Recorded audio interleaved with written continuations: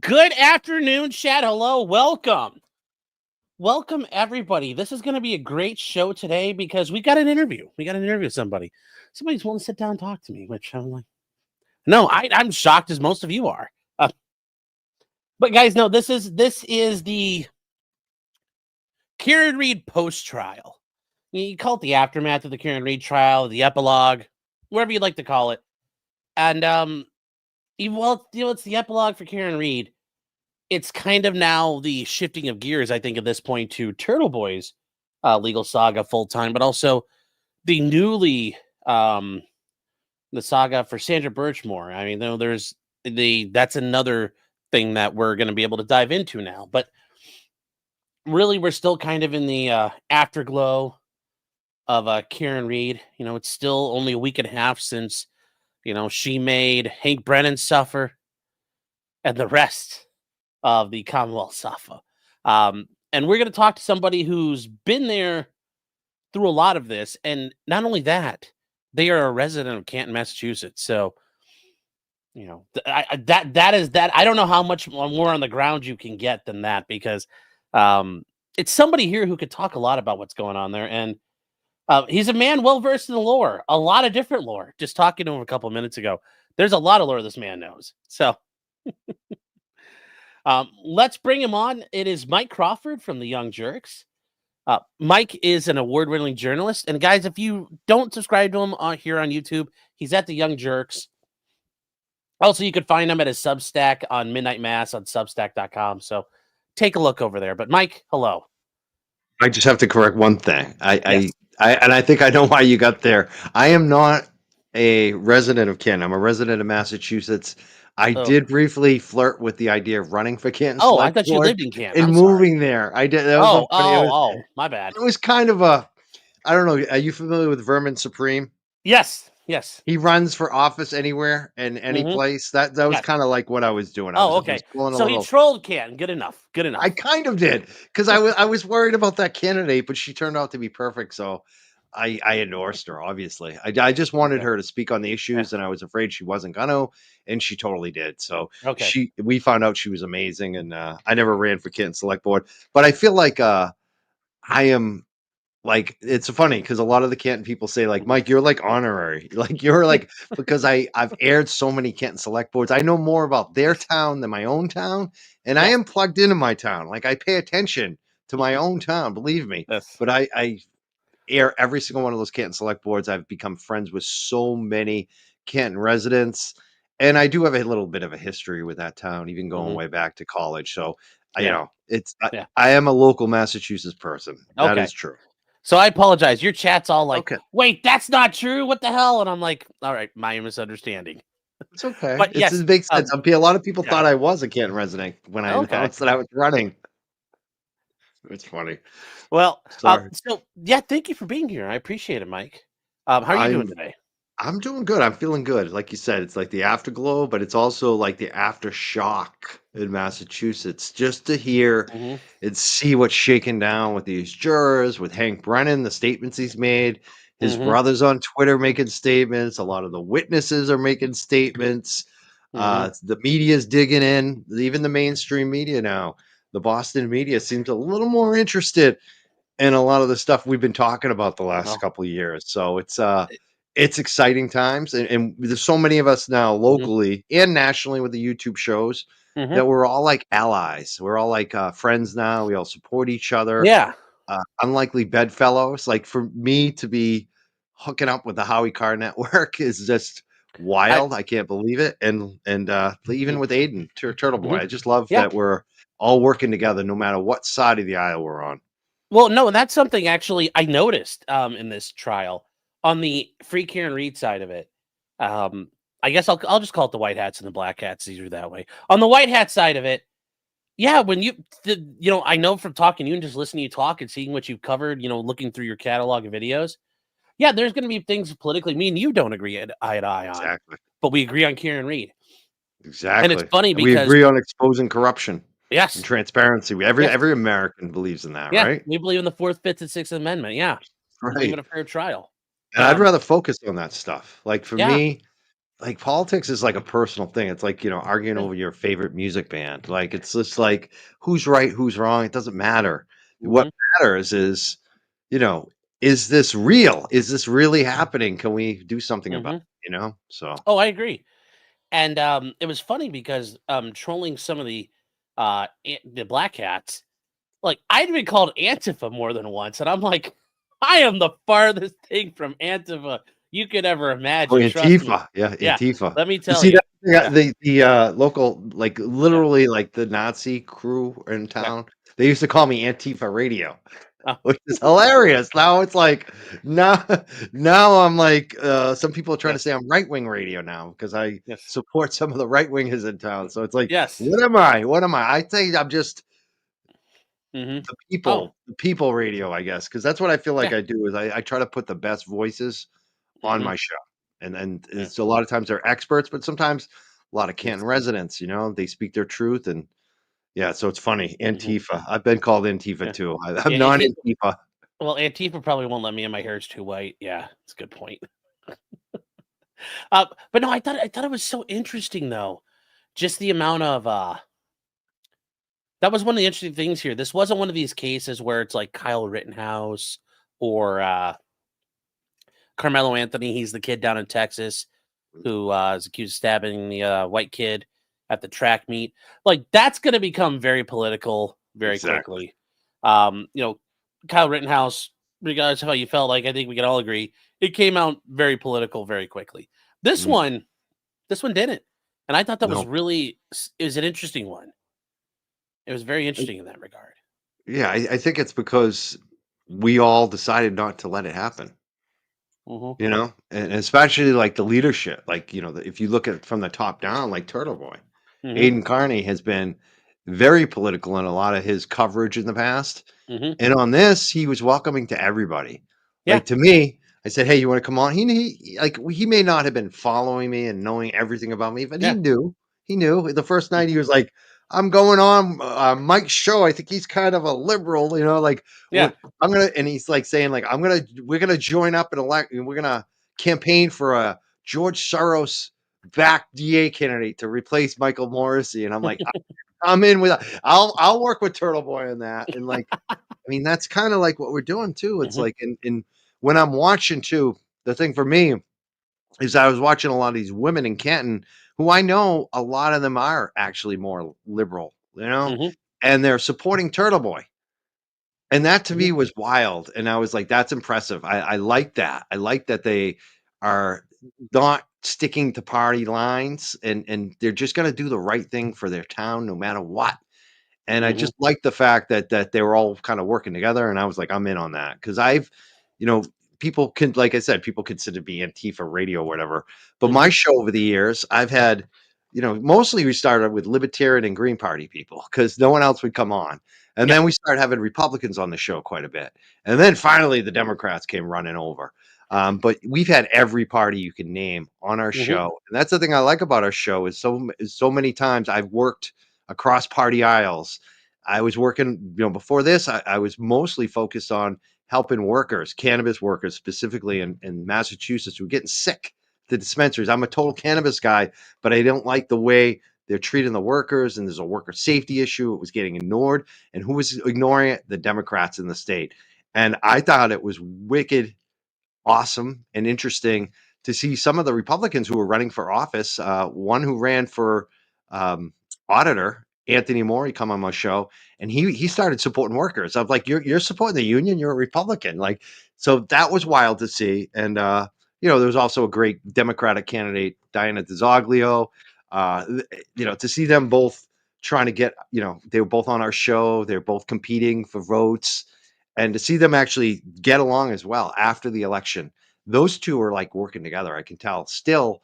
And I felt like I was part of that too. Like that's the stuff that I love is when people cross party lines to do the right thing and work together. Like we need more compromise in this world, especially for the right thing. Like yes, sometimes liberals need to go this way and sometimes Republicans need to go this way a little bit. And we just need to, when we can, especially locally, especially these local corruption issues we hmm, all agree on. So to me, that's been I love it. And with cannabis, I worked for, doing cannabis way back in the day to get decrim, medical, legal. I was all in those marijuana reform.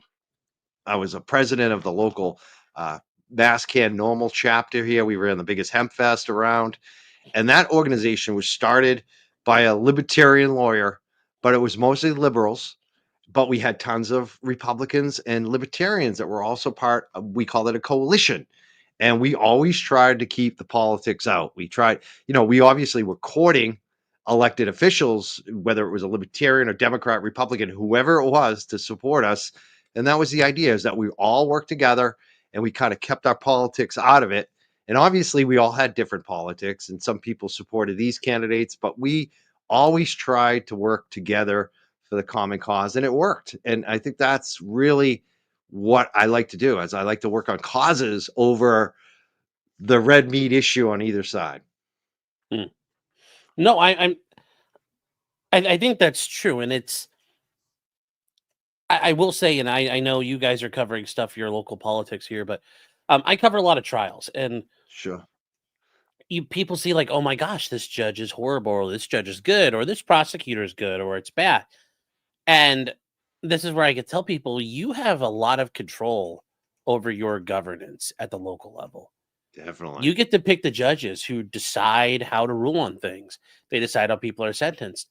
But even more importantly, you get to pick the prosecutor, the person who decides what laws they're going to force and how they're going to enforce them.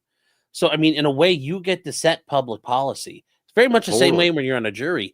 You get to decide, are we gonna punish people for this action? Yeah. And you get to hold accountability in your hands. So, absolutely. yeah, And I think on the local level too, like the way I've always looked at it, whether town or state, you have, like you said, you have much more power.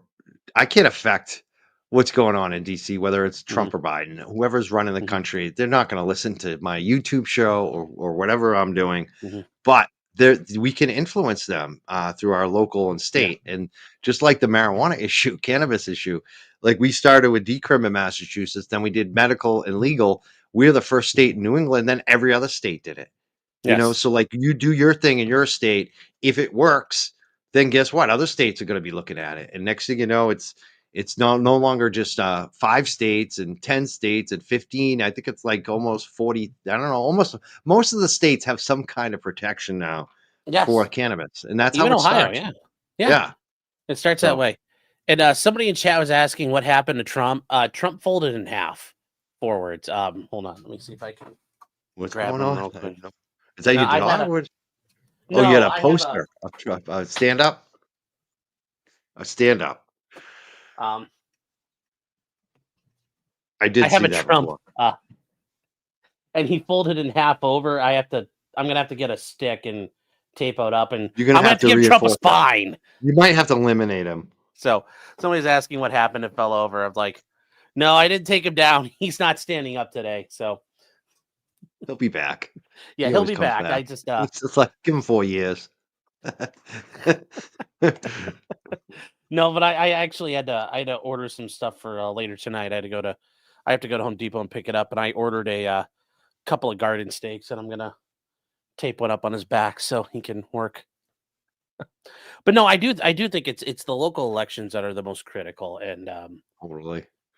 Yeah, because once you start affecting that, you then can really start. You can build and build and build and build and build from there, because it's very hard to go the other way.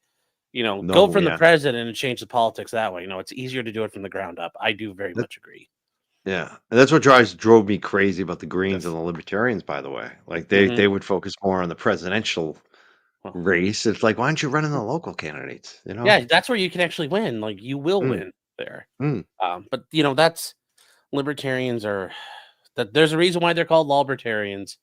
It's because they are just ridiculous. It's what they do. I've interviewed quite a few. It was I had remember Governor Gary Johnson. He was one of the big interviews I got way back. That was on a different show we had way back. It was like streaming, internet radio type deal. But I interviewed him, Judge Jim Gray.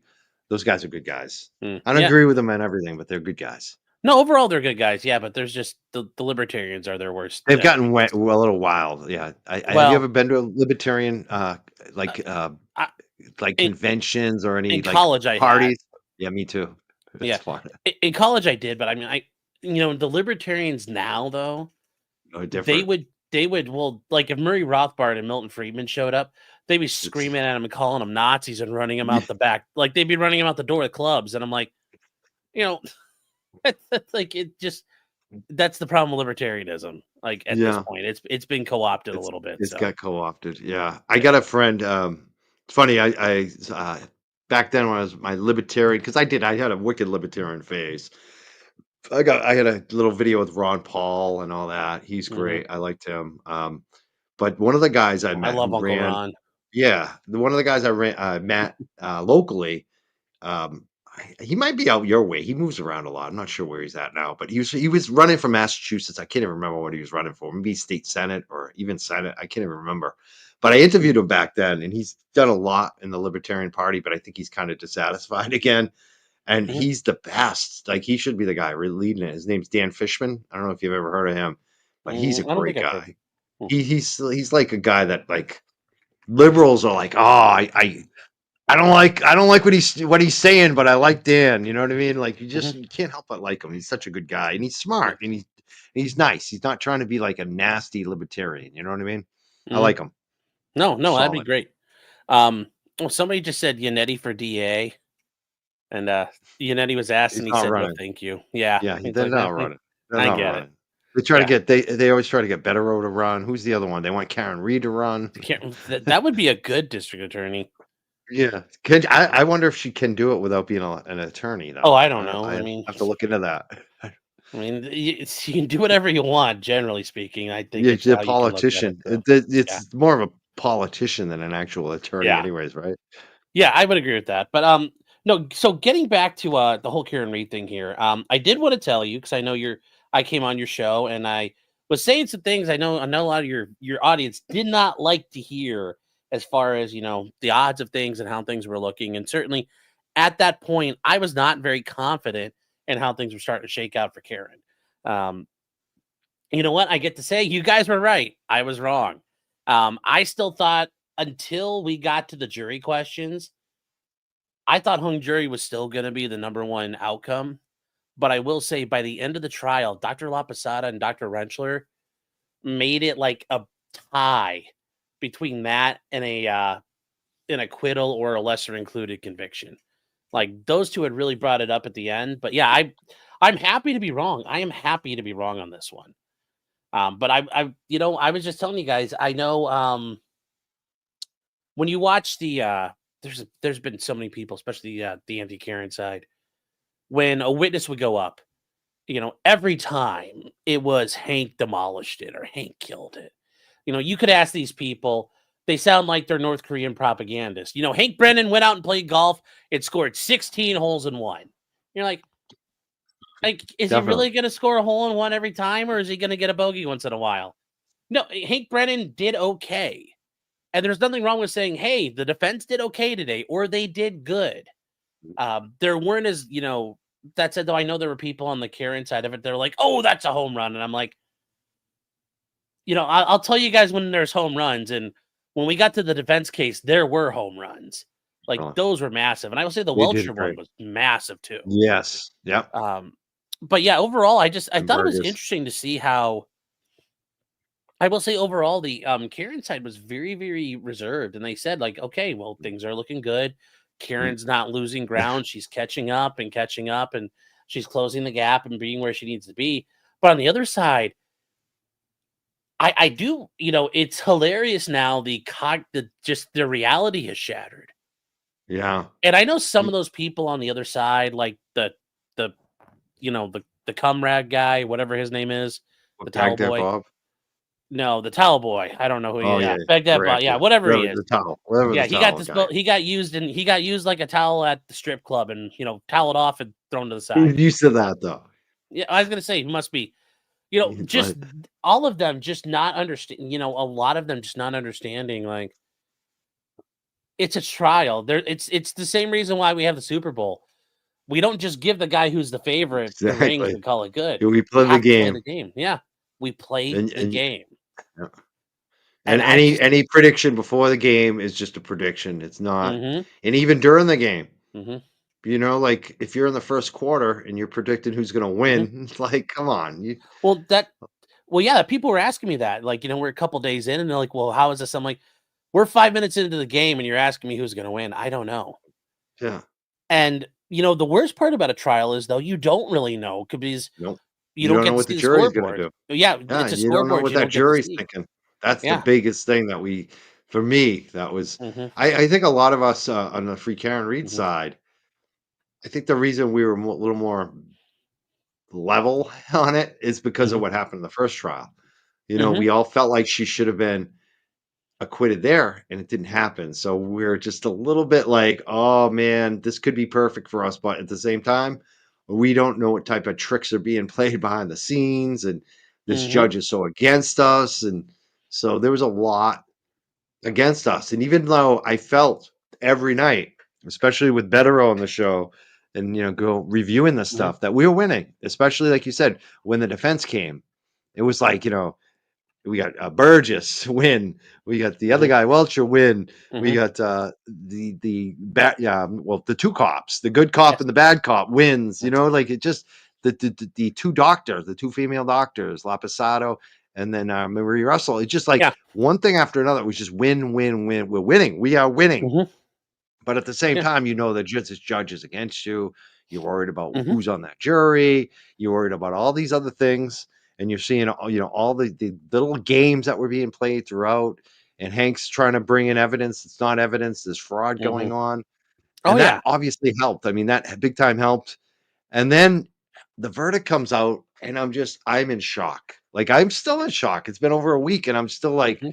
we actually want. Like she really did get Mhm. acquitted, didn't she? Like, it's just like you Yeah. can't even believe it because I almost thought like we're gonna have another hung jury. I was just like I really thought we I were. was ready for it. I was ready for it. I was Mhm. like, we're gonna have another hung jury. There'll be Mhm. one person who that's what I felt like. There'll be one or two that will hang. But it was great. I love to see this what this jury's come back with. The Oh, it's interviews amazed with them. me. Yeah. And I remember and this is the other thing where I have to eat my crow. I'll eat my crow in the form of chicken tendies. Thank you very much, chat.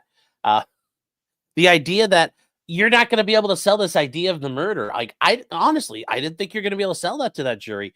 Now, there was the one lady who said, "I just don't think they met beyond a reasonable doubt." Okay, fine. But when jury number one goes on, Good Morning America and is like, You gotta "We solve need it. to go find the real killers," and I'm like, and obviously jury number 11, Paula Prado is, Amazing. all about that. And then I know one of the other jurors is all about that. I'm like, you know, that's 25% of the jury is on board with that, which means probably at least half the jury is on board with there are real killers roaming around out there that have not been caught. I didn't think that was going to happen. I thought they would stick with and I think it was something that Hank accidentally set up through his, when he had Dr. Wolf, the old guy, come on and said, yeah, he could have fallen. And then when he got to Dr. Lapisato, I think it was, he's like, how do you know that could have been tree branches or bush branches? You're right. And I'm like, Hank, you're making my argument that he got drunk and started falling around everywhere and then finally Okay. died. Like, You're thank right. you. Yeah, I mean, I know people got a little mad at Yeah, you when you said that, but it's yeah, plausible and it's definitely something the defense could have, yeah. it's Well, like it they they kind of could have, did go that road of yeah, just they saying, kind of look, do you that. can't say what happened. Exactly. That was the key to the whole defense, in my opinion, Hmm. is that they just, you can't prove that she hit him. Yeah. And so that's the end of the game. That's the end of the story there. Yeah, It is let the amazing. jury make their own answers. Yeah. For me, like you said, it's amazing to hear them talk about a lot of the same stuff that we were talking about on all our shows. And I could see, it's Mhm, funny because I could see from the outside, these like some of these people you talked about, these loser trolls are going crazy because they're hearing these jurors say almost all the same stuff that we've been saying for the mhm, longest time, and like yeah, even about the holes in the sweatshirt, the fraud of Hank Brennan. They saw it. They saw all yeah, the same stuff. And I get that these trolls are living in fantasy world and they start assuming that these jurors were all mhm, following us. which was Yeah. hilarious. I saw them the day after. They're Yes. posting like because like Paula is all of a sudden like following the Young Yes. Jerks and Turtle Boy and all them. Yeah. I've been talking to all these jurors. They had no clue. They Oh, weren't watching any have of you been us. able to talk to him? I talked to Paula a little Cool. bit by tweet. Okay. She had no clue who I was. She wasn't following me. Yeah. Her last message to me, she called me Mark. Like if she and none of my people who have been watching me for months are calling me Yeah. Mark. You know what I mean? Like Yes. it's come on. Like Yeah. And she it's has no clue. She has yeah. no clue on any of this stuff. So it's funny. Like it just shows you how Mhm. good this defense really was that Well, they broke through. And this jury mhm, too. I think this jury was on the mark. They really paid attention. I'm mhm. really impressed by their Yeah. interviews and why they decided the way they decided. It was excellent. Yeah, no, I was like, "Oh my god, these jurors got it right." And Yeah. I it's funny because yeah, the people were screaming the whole time, they're a cult and it's all conspiracies. Immediately they're like, "This is impossible.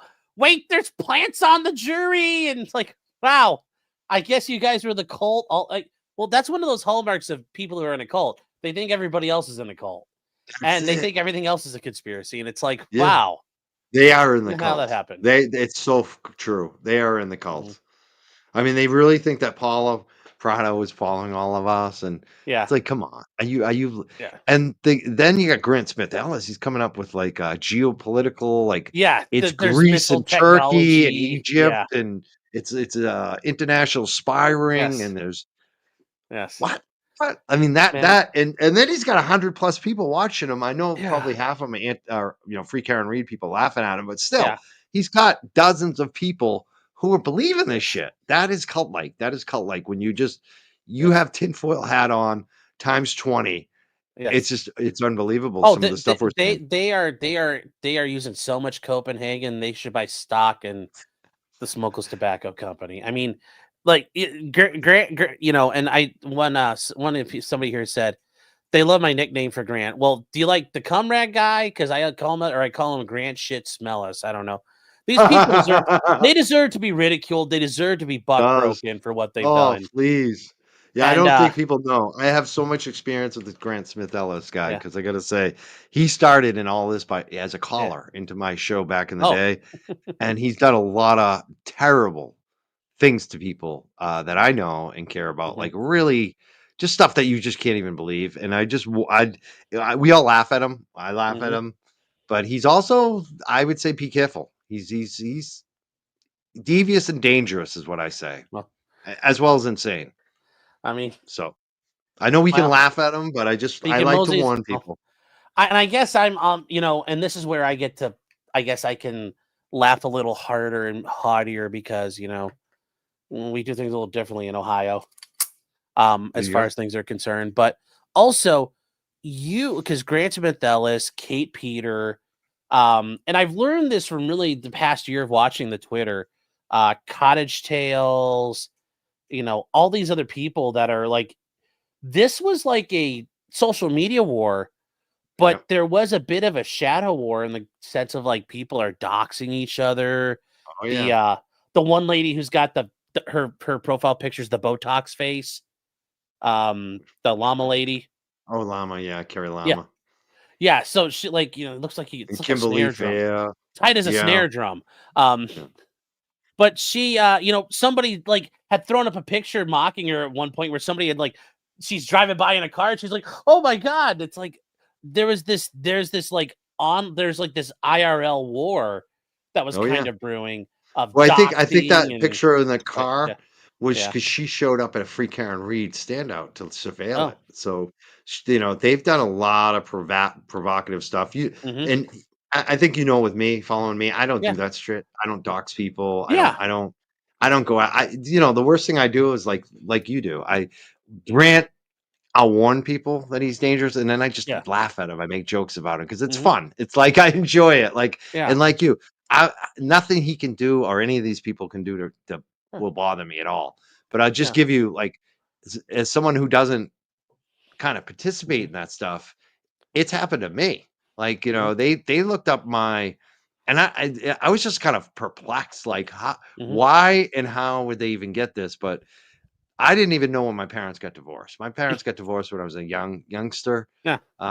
They looked up and posted my parents' 1972 divorce. Yeah. Like, and And they they're were like, oh, posting you're it at like, me like, you oh have no. daddy issues. Your daddy wasn't around. Your dad, and I'm just sitting there, I'm like, I love my dad. My dad loves Yeah. me, and I also had a great relationship with my stepdad too. Yeah. And I also had great coaches and a great uncle. I had a lot of males in my life. Yeah. Yeah. Your response should have Maybe been, my no, mom is the one that I've had the yeah. most issues with, not my Oh, dad's. that's what I was gonna say. You should have said, joke's on you. I only cry at the strip club. Yeah, I don't, exactly. but no, yeah, but it's just this.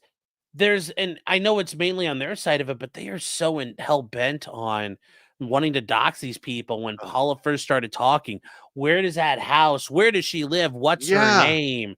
And they yeah. want all of this, and it's this, And then you they know, dox your family, which is yeah, that's the sickest part to me. Like, yeah, you come after me, I don't care. Show up at my house, see what happens. You'll hmm get some. I'm a wrestler, and I yeah. love for anyone to show up to the house because Make sure you wear a GoPro while you're doing it. oh, I would have the cameras, Put the and then GoPro you on get your to head. see me. You get to God see damn it. how me do my wrestling moves Yeah, on camera. It'd be unbelievable. Like, is that John Cena? But yeah. Hit him with the Jap Wizard. There you go. oh yeah, oh yeah, oh yeah. Well, I'd probably just do the double leg, lift them Just a up in nice the double leg. air. Okay. Yeah, Yeah, just and just something. sweep it.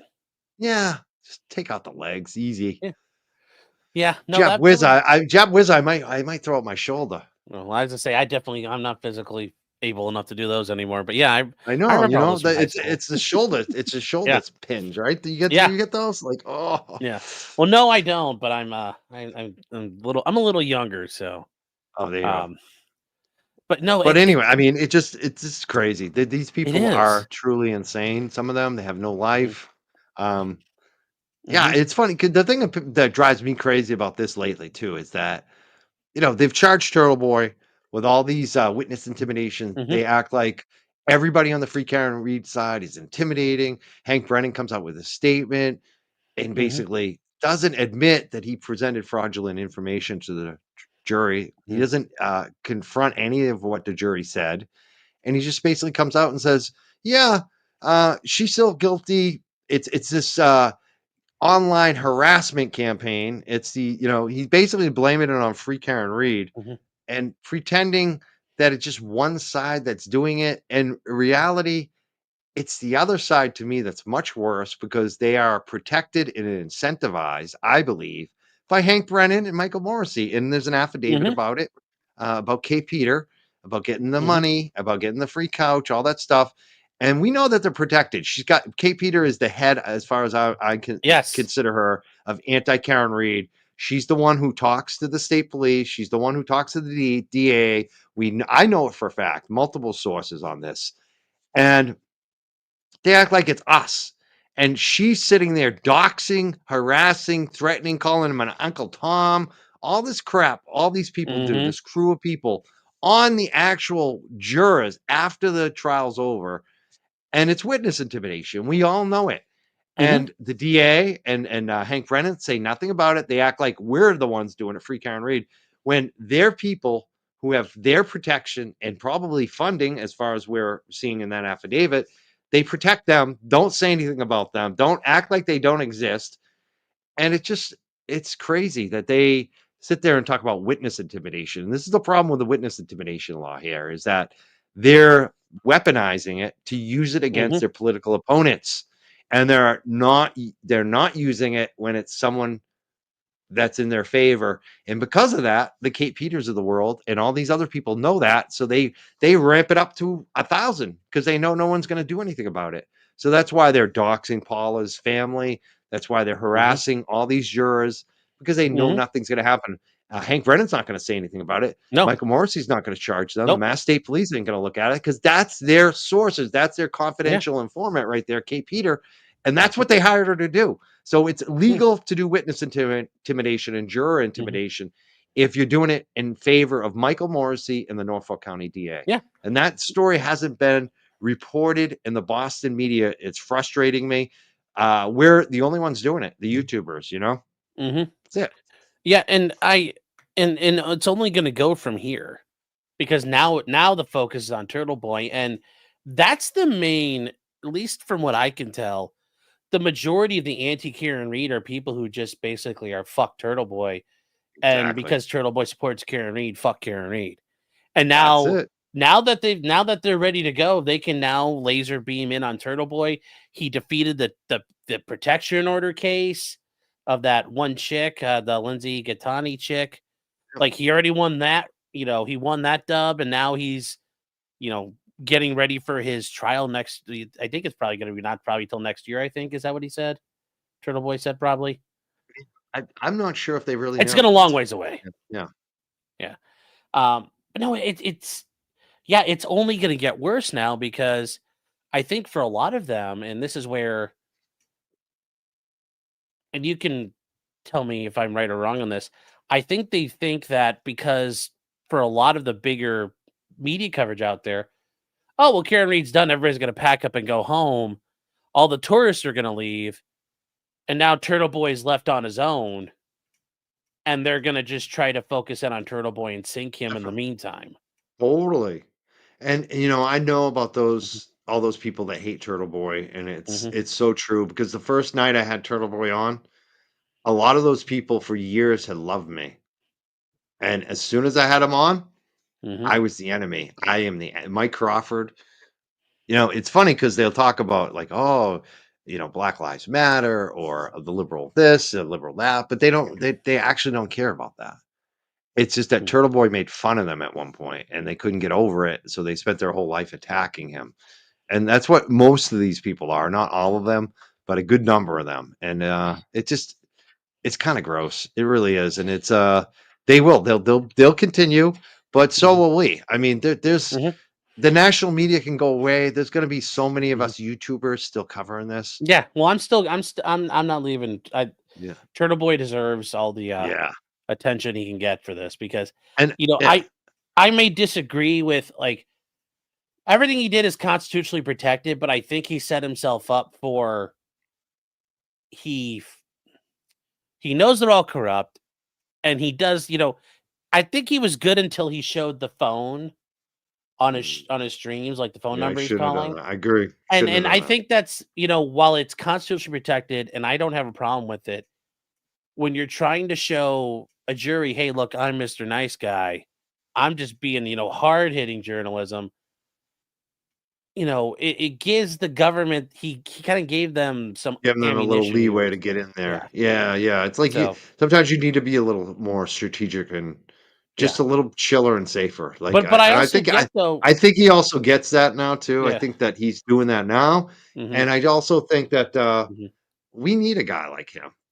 Like, I was talking to the guys, JFK and James Jackson. I hung out with Hmm. them one night, and they were commenting, like, Hmm. we got in trouble in the past, like with court, like, shit that we actually did wrong, Hmm. like, and we always have to be like perfect. We can't ever, and that's why we love Turtle Boy, because he just don't give a f. He'll go where we won't go. And I'm looking at those Yeah. guys, and I'm like, I agree with you. Like, I don't want to go to jail. Like, I'm not, and I know Turtle Boy doesn't want to, but this was everything for him, this case. And he did take chances that he probably wouldn't do on other, in other situations. But the Yeah. big But thing on this, beyond the fact that I like mhm. him, I like the guy. I do like the Yeah, I do guy. too. And I respect his journalism. And I want to see him continue to do the great journalism he does in the Hmm. state on the people in power. That's what I like when he goes after Hmm. the people in power. I just freaking love it. Yeah. I don't always like all his other stuff, his politics and some, Yeah. But he's whatever. gone after the But MSP yeah, before. He's done a lot of things. wicked. I mean, the Troopergate was one of the biggest stories ever about the payroll fraud, and it went Hmm. everywhere. It went into Boston.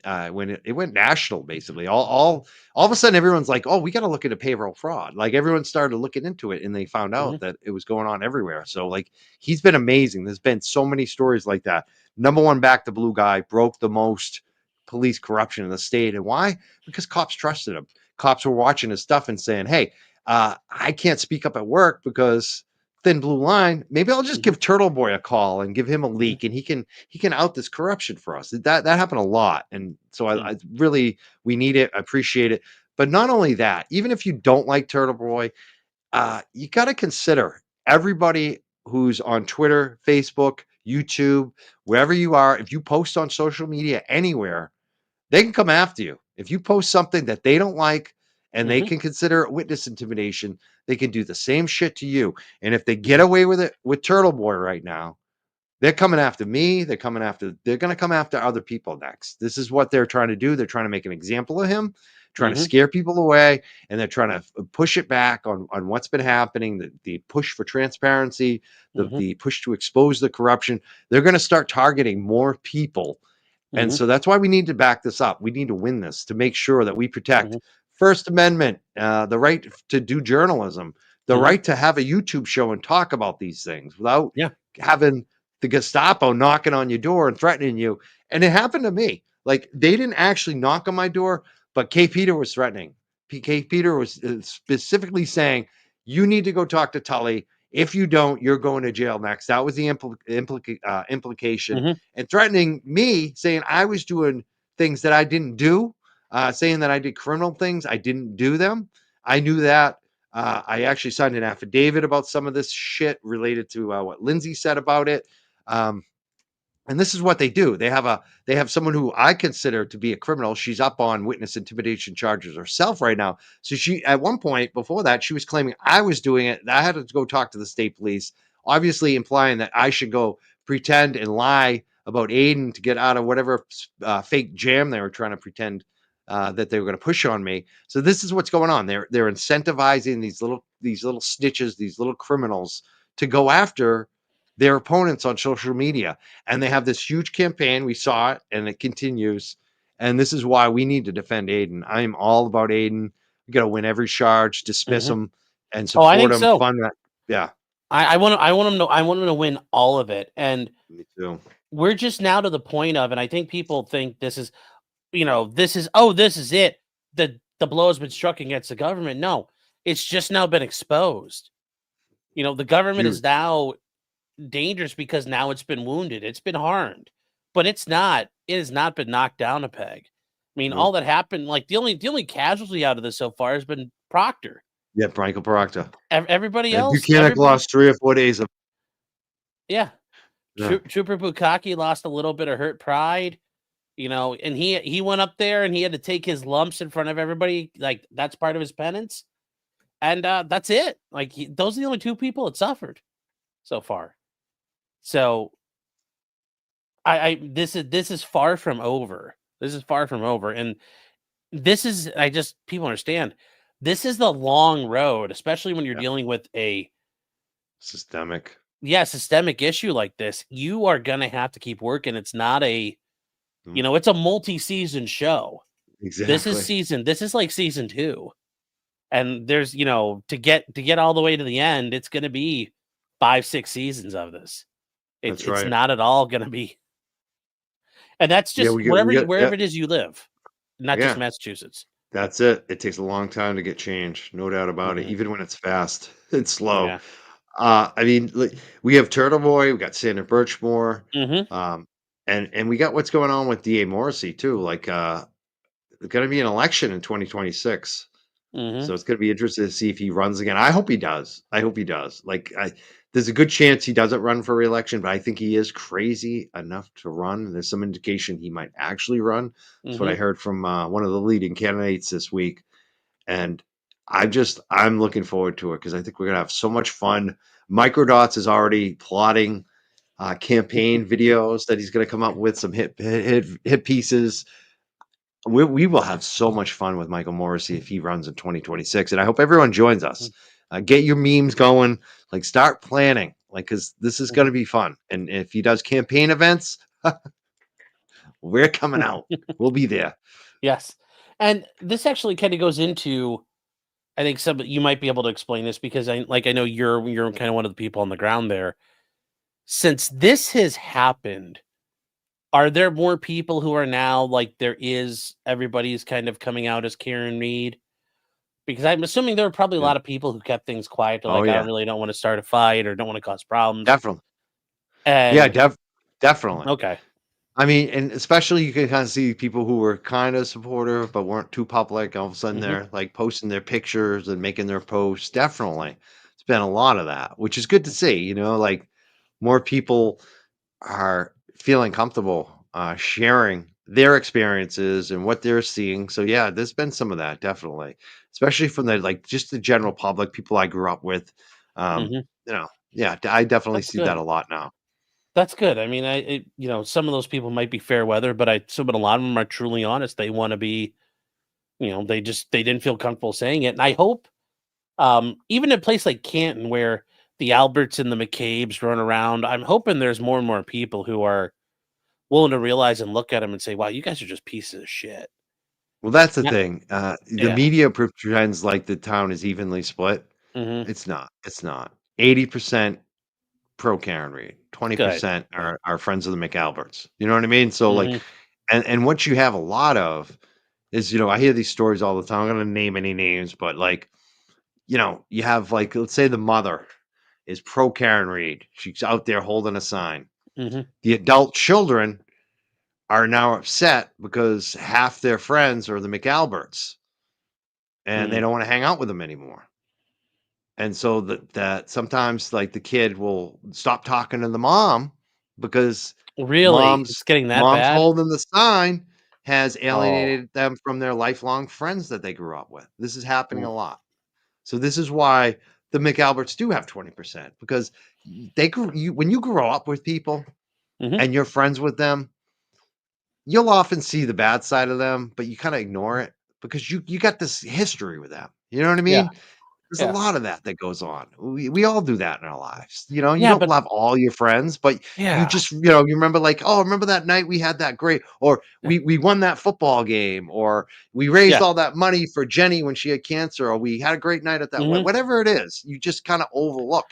And there's a lot of that's going on in town. I could So see yeah. that, but I think at some point, no matter who I'm bros with, though, it's like people think you committed a murder.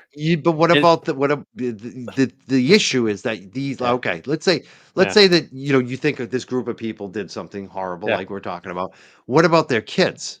What about Mhm. their 9, 10, 15 cousins? Yeah. That's where it gets into where people are like, I don't want to support this because I'm going to lose all those other people that I Mhm. like, the kids and the cousins and that's a lot of what's going on is that the families are being split because they've made a stand. And a lot I've heard from so many people like that my daughter or my son or Mm. my mother, they won't talk to me anymore because or my brother, we won't communicate anymore because they're still friends with those McAlberts and it's made our family very uncomfortable and it's split the family. It happens a lot in Canada. That's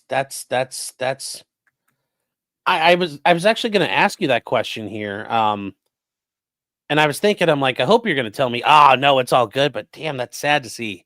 That's sad to see that it's Mm, destroying people It's like that. it is. It's horrible. And that's why when the boots on the ground, and especially Mhm. the folks from Canton speak and say, like, "I don't think you all understand."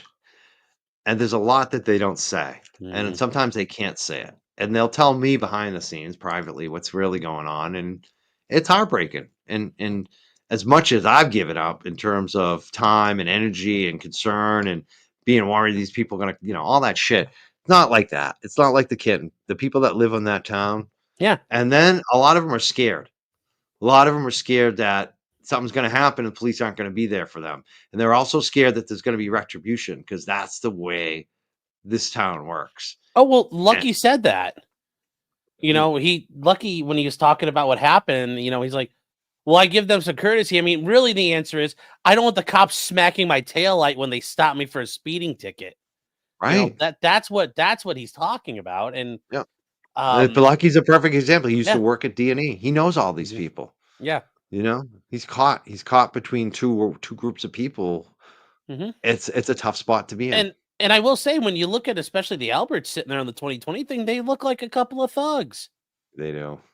Yeah, I'm not we gonna say reviewed that last night. Matt Oh, McCabe definitely is not on my list of people I'd ever be scared of. yeah, But, he's the least Brian yeah. Albert and Chris Albert, yeah, I'd Yep. be worried about them. I Especially can see Brian. that. Yep. Yep. Yeah, Um, they're I would that's why for me, I've been to Canton just a few times in the mhm, last couple of years, and I always have my head on a swivel. It's not mhm, something I take lightly. I don't drink there. I don't really drink at all, but Yeah. that is a place I would never drink at. Like you know me, Mhm. I've mentioned cannabis several times. Mhm. Uh, I don't even though cannabis is legal. I don't even bring if I'm driving to Canton, cannabis stays home. Like I don't Yeah. even bring one. I If you're bring going to nothing. Canton, you're completely clean. Yeah. Seriously, and it's legal now. Like I just don't. I'm like extra careful. I'm extra careful. No, I just and it's some people are saying, well, how do they get this kind of power? Well, it's not that they have so much power, it's just they're in a position. Mm, And when you happen to be on the select board, like when you're a city councilman, you have a lot of power. And yeah, then I do. when everybody knows your name and your family's been around forever, and Your one brother's of a you is a police officer. Yeah, Boston two police of them. officer. Yeah, and then one of you is a detective on the local police department. I mean, that's all it takes. I mean, your dad could be the guy who runs the street sweeper trucks. That you can end up with a lot of power that way. It doesn't take much for people to accumulate power, and then when you don't have any, a little bit of power can be intimidating to people. And Absolutely. especially if you think these guys either intentionally murdered somebody or it was an accident and they covered it up. It's hard for the average person to say, I want to fuck around with that guy No, you or don't, those and guys. especially knowing small towns Hmm. too. Like Yeah. people have to think about this Hmm. how Yeah. small towns are. Yeah. I kind of I've lived in both large towns and small Hmm. towns. My family for most of my early years after like age 5, I Hmm. was in this small town, and Yeah. I was friends with the kid that basically was related to everyone in town. Hmm. So, like, he knew everybody just from who he was, his last name from, like, Hmm. the age of 5, you know what I mean? So, like Yeah. and he's not like a rich kid. He's not Hmm. special. It just that's the way certain towns Hmm. are, and in Canton, it's definitely like that, and there's certain like, think about, Tommy Kelleher, who I did go to Bridgewater State College with, I know him a little bit. Tommy was living Hmm. across the street, he's the assistant police chief. His Hmm. father was a police officer in town. His grandfather was the police chief. So Tom Kelleher is third generation police officer. Hmm. Think about how many police officers he knew even before he was a police officer, just Yeah. from his father and his grandfather Hmm. and all the people he grew up with.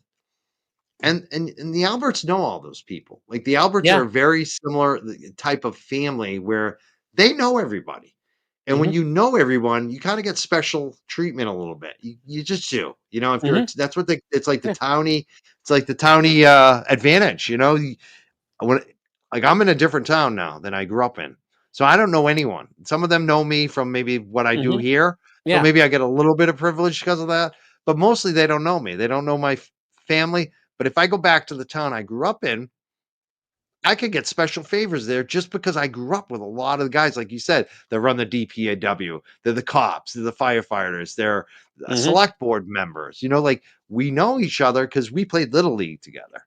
Yeah. And our brothers and Yeah. sisters played It's together. So well, yeah. Well, it's that's how like that's the type yeah. of power the McAlberts Yeah, have. and I was gonna say you play Little League together. It's like Justified. We dug coal together. Like just having that little bit with somebody goes a long way. And Yeah. yeah, I grew up in a really small town, Hmm. and my family we had no relation to anybody. So when someone in town died, like half the town would be going to the funeral because it's like half the family in town Exactly. was related to the guy. That's And we it. weren't. None of us were related to anybody. So we were, my parents were very good at what they did and, had worked themselves into the town fabric and everything, and it worked out very well for overall. But it was still, even then at that point, like you knew you weren't part of that. That's Um, how I grew up too in a way, because it's mhm, funny because my yeah, parents were new to the town. mhm, And I swear to God, my parents got to know a lot of the other townspeople through their kids. And mhm, like I said, because I had that relationship with the next door neighbor kid who I was really good friends with, who was related to everybody. mhm, They used to think my brother and I were part of that family because we were all blonde and we all looked alike. So mhm, like, are you a Pearson? That's the name. Pearson. Are you a Pearson? You're like, no, I'm not a Pearson. I'm friends with all the Pearsons. Oh, okay. You're cool. So, but your grandparents weren't born in this town, so you're not a real townie. That's Yeah. how it was. Like, Yeah, but so by the but we time were I friends with graduate the high townies. school, I was a Yeah. townie. Yeah. Yeah. Like they all knew. It's funny in my town is so strict. Like they knew after a while, they knew that my brother and I weren't real townies, but we were close to all the townies. So it's like you're close. Like it's almost like a gang. You know how like you have the Hell's Mhm. Angels, Yeah. and there's the guys who are the official members, and then there's the kind of allies who aren't in the club. It's kind of like how we were. Like so, you get your little advantages from how close you are to people. It's just Mhm. that's how small towns are. Yeah, and that's and the Alberts in this case, they were able to maximize all of that when, you know, when you got those chips, they held on to those chips till they needed to cash them in, and they cash them in not on, oh, their son, getting drunk one night and finding Colin getting a DUI and cashing in the chips that way. No, they cashed in their chips when someone died. Um, that was what they did. I'm sure that they burned, the favors they had to get that sorted out. So, Yeah, and I'm sure they've done a lot of favors too, people do mhm, favors. It's especially when you're yeah. law enforcement. Oh yeah, yeah. So it's so because I know some people had asked me to ask about, like, what's going to happen in Canton, and I think Canton's probably going to be one of the things where that's not probably going to change a whole lot. We'd Well, like to think so, but I guess I'm we'll see. actually hopeful on it Hmm. because elections, like if you look at the last two elections, they've Hmm. challengers have replaced incumbents. So you have two newcomers who have won seats, two women, and Okay. I think that's very positive. And they're not, people. I mean, when you replace a 30-year incumbent named John Conley, who is like the most towny town guy of all, and he Hmm. loses 2-1 Hmm. to a professional veterinarian, like a first-time candidate. I thought it would be a close race. She defeated him 2-1. Like she Hmm. destroyed him. So I'm hopeful because I think that people are very active there. Like you said, though, it takes time. It's not going to happen overnight. But now they're the police chief, who I felt was very problematic. She was awful. She attacked the townspeople verbally Hmm. at town Yeah, meeting for and protesting. and when they had the audit or whatever they tried to call, Yeah. yeah. She's not we watched her. She's been one of the worst police chiefs around. So she's out. They got a new interim police chief coming in. I looked him up. He's got experience, a lot of experience in another town, Middleborough. He's a Middleborough police chief. So he's from the outside, which is positive. And his last gig was for 4 months. He quit it. He was at a Rhode Island airport, head of security, and apparently this Rhode Island airport uh secure corporation that was running the Sure. airport was doing a lot of crazy stupid stuff, and they weren't listening to him. So he basically resigned and blew the whistle and said, these are the issues. They don't want us to do this, they're doing this, they're doing that. Like, so he basically blew the whistle, which I think is exactly what they need. If Canton's not going to get the shit together, this guy is not afraid to tell the town what's wrong with it. So I'm hopeful, and they're I naming him hope so. interim. So I think it's like, let's see how he does. They're looking for a permanent. They're looking for someone on the outside. Maybe it's this guy because I feel like he could be the guy. But I like how they're kind of saying, you know what, we got an interim, we got someone for now from the outside, and we're going to Hmm. do a permanent search. Maybe it'll be him. I don't know. But, I like, so far, I like what I see. I think that, and I think it's because the citizens have kept showing up. Like they did the audit, they kept showing up.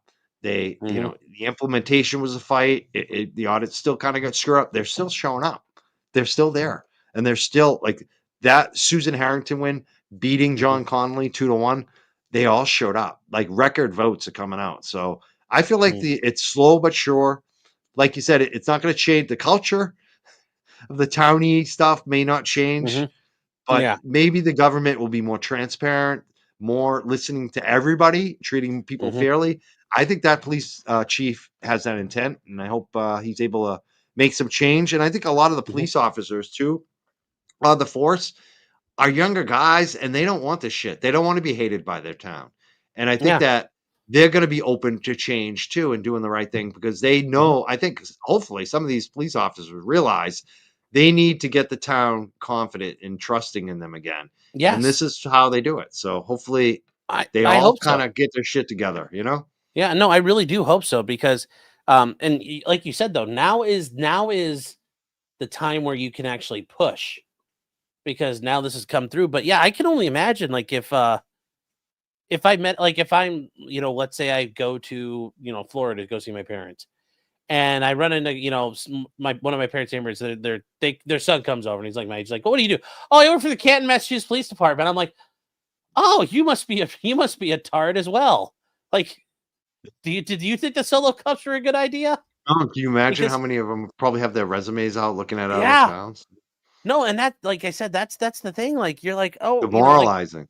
yeah, or oh, I work for the Norfolk County DA's office. I'm Oh, like, I'd oh, be I've like, heard from some of really? them. They are a lot of them are left, and I heard from one, and they were like, morale used to be phenomenal over here. Hmm. Everyone liked to be work here, and then all this shit happened, and it just you could feel it. You could just every day nobody wanted to be here anymore.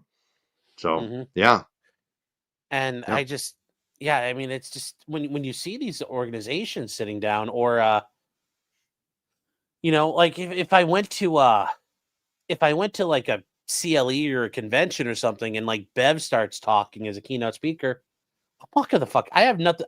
I don't care what she was going to talk about, unless she's going to talk about how to install a margarita fridge in her chambers. I don't care for what she's going to have to tell me. yeah. I won't want No to hear what kid. she has to say. And I don't know if you saw that TikTok where those people found her flying to New Orleans. No, I didn't. They ran into her Yeah, at the airport. They're like, "Are you they, are you the Karen Reed judge?" She's like, "Oh no, that's my sister." And it's like, she lied. yeah, Poor Bev. yeah. Not. Oh, she I did mean, it and to herself. I don't She condone really did. people. I don't Yeah, condone I don't people think anyone fighting should it like harass that. anybody. But There I was do some guy who think, posted a picture of somebody that looked like yeah, Bev, and I was like, yeah, "That's a double infraction." Because number yeah, one, you should just leave the lady alone. Number one, and number yeah, two, it wasn't even her. Like, come on. yeah. And I think, but for people like that though, at some point, like Bev was such, and I know, and the thing was, you didn't need an attorney to tell you this was an awful job by this judge, and Yeah, she was so headstrong and so full of herself that she was doing the right things and she wouldn't change her mind. And I just, people like that need to be told, like, somebody needs to grab her and pull her aside and be like, honey, that's not how you you didn't do it. do this right. Like, Karen Reed got acquitted in spite of you, not because of you. Exactly. Like, the way she did this was just absolutely garbage. And she'll never get, well, nobody's ever, the appeals courts have never overturned me. I'm like, that doesn't mean a whole lot, because nobody gets overturned. Yeah, nobody does. It's Yeah, so like, funny. I gotta say, but I'm gonna.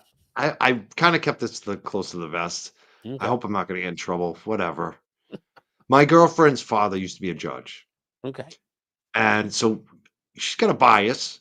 Her father hmm, was apparently a great guy. Well, he's no hmm, longer here. But so obviously she's got a bias for judges, right? So hmm, during trial one, a lot of times she's watching her show and she's after the show, she'd be like, I wish you and Bettero and Mazda would be nicer to that judge. She's doing the best she can. yeah, I'd hear it so often. Somewhere along the line, yes, my girlfriend, who has a bias for judges, be nice to judges, respect the judges. She says, "What's up with that judge?" Like even people that want to hmm, really support judges are like, "This isn't normal." Like hmm, we were saying that and telling her, and then she just started watching herself. She just started watching the trial, no hmm, commentary, and that's when my girlfriend was like, "Something's not right with this oh, judge." So to see hmm, someone that is so biased towards the judge even say it. hmm. Well, and it was funny because at the beginning of May, I actually had a trial I had a jury trial. And while we were sitting there, we were waiting for some jury instructions to get typed out, because we had agreed to everything, and we were just waiting on some things. And I actually was listening to Karen Reed trial for a second while I was sitting there in chambers, and I had it up a little enough, loud enough, just so I could listen to it. And the judge, like, walking and walking, and he's like, "Oh, are you listening to Karen Reed?" And I said, "Oh," I'm like, "Yes." He's like, "Yeah, my daughter's been watching the whole thing, and she sent me some clips to watch." And he says, "I just don't understand this judge." The And he judges are said, saying it. Yeah, and he said, I've he's like, I've been a lawyer almost 40 years. He's like, I don't understand what she's doing. And and I said, Your Honor, I have no idea. And I've watched the first trial and now this one, I still don't know what she's doing. Right. So it's Even judges agree. I mean, a yeah. judge is going to have a favoritism, a bias for other Yeah. judges. Let's, just like police No. officers favor other police officers, we all like other Mhm. people that are like us. Yeah, no. No Bluetooth, you bum. It's like, well, I was just like, it was use Bluetooth on wear Bluetooth, you look like a douchebag depending on how you You do it. do Bluetooth? Do you use Bluetooth on here? No. No, but I was like, if I had like one of the AirPods, maybe, but I thought he meant Bluetooth, like the old thing, the Oh, thing the people air used to thing? wear. Yeah. Yeah, like I looked into that. I'm afraid of the brain cancer thing. I mean, it wouldn't surprise Like, me we if that already turned have out enough true. radiation from the computers and the Yeah, and the phones and 4G and the 5G, yeah, yeah, and the like, I Wi-Fi. don't Yeah, no, really I need agree. to add something to my brain. It's like, come Yeah, on. yeah. I Well, I yeah, have the there's wireless the Judge headphones. I Lou don't use guy. them. Yeah. Yeah, that guy. That's the bias you don't want. That guy hmm is. Can we talk about him? He's insane. Sure. He Sure. thinks he's going to I can throw us talk all in shit about jail. any This isn't in Ohio, so I can talk shit about all these judges.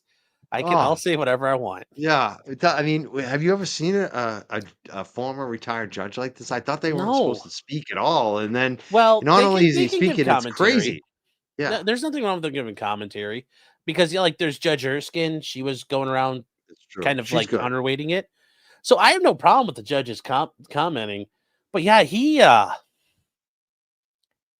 it just makes you realize like that guy presided over trials. Mm, People, and think about it for Bev. People are like, "Oh, well, Bev did really good in this one bench trial," and I'm like, "Okay, but would you feel comfortable now going in front of Bev for a speeding ticket?" And the answer is like no, and I'm like, "Well, there you go. That she should not be handling things like that anymore." y- And you know, it's funny because I want to ask you this, even though you're supposed to be asking me the questions. yeah, Going no, back no, to you, but uh, y- we had Tim Bradle on, Turtle Boy's yeah, attorney. hmm He's a former prosecutor, defense hmm attorney now. He mentioned, and I've heard this from other attorneys too, that he thinks Bev was awful in the trial, but he's had other trials or interactions where she's been good, and that usually she is good, hmm and that this was unusual. What she did in this trial wasn't hmm like the typical Beverly Cannoni. hmm If that's true, why do you think it's like that? Why do you think she's acting different in this trial, in these two trials apparently, than what she normally does? I think I think for her, if I had to guess, if you had to sit her down and she would be willing to talk to a psychiatrist or a therapist about it, I think when everybody's looking at you and you start fucking it up, there is the tendency just to keep going. And no, I meant to do this. I'm going to keep going down this path.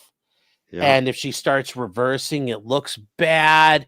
And then it looks like she's in the bag for the defendant. And it's like, but now you look like you're in the bag for the prosecutor. And right. I'd like to think that's the case, or maybe she just thought Karen was guilty and her bias showed. Yep. I really want to give her the benefit of the doubt. I think she just was kind of like she kind of felt like she was trying to navigate her way through it once she started screwing up. Yeah. And I I don't think know. I I'm don't I'm know. gonna marry what Tim Bradle said and what you said hmm together because I think that Tim Bradle seemed to think that she didn't like out of town Jackson. She didn't like the hmm defense team, and that's why she acted that way.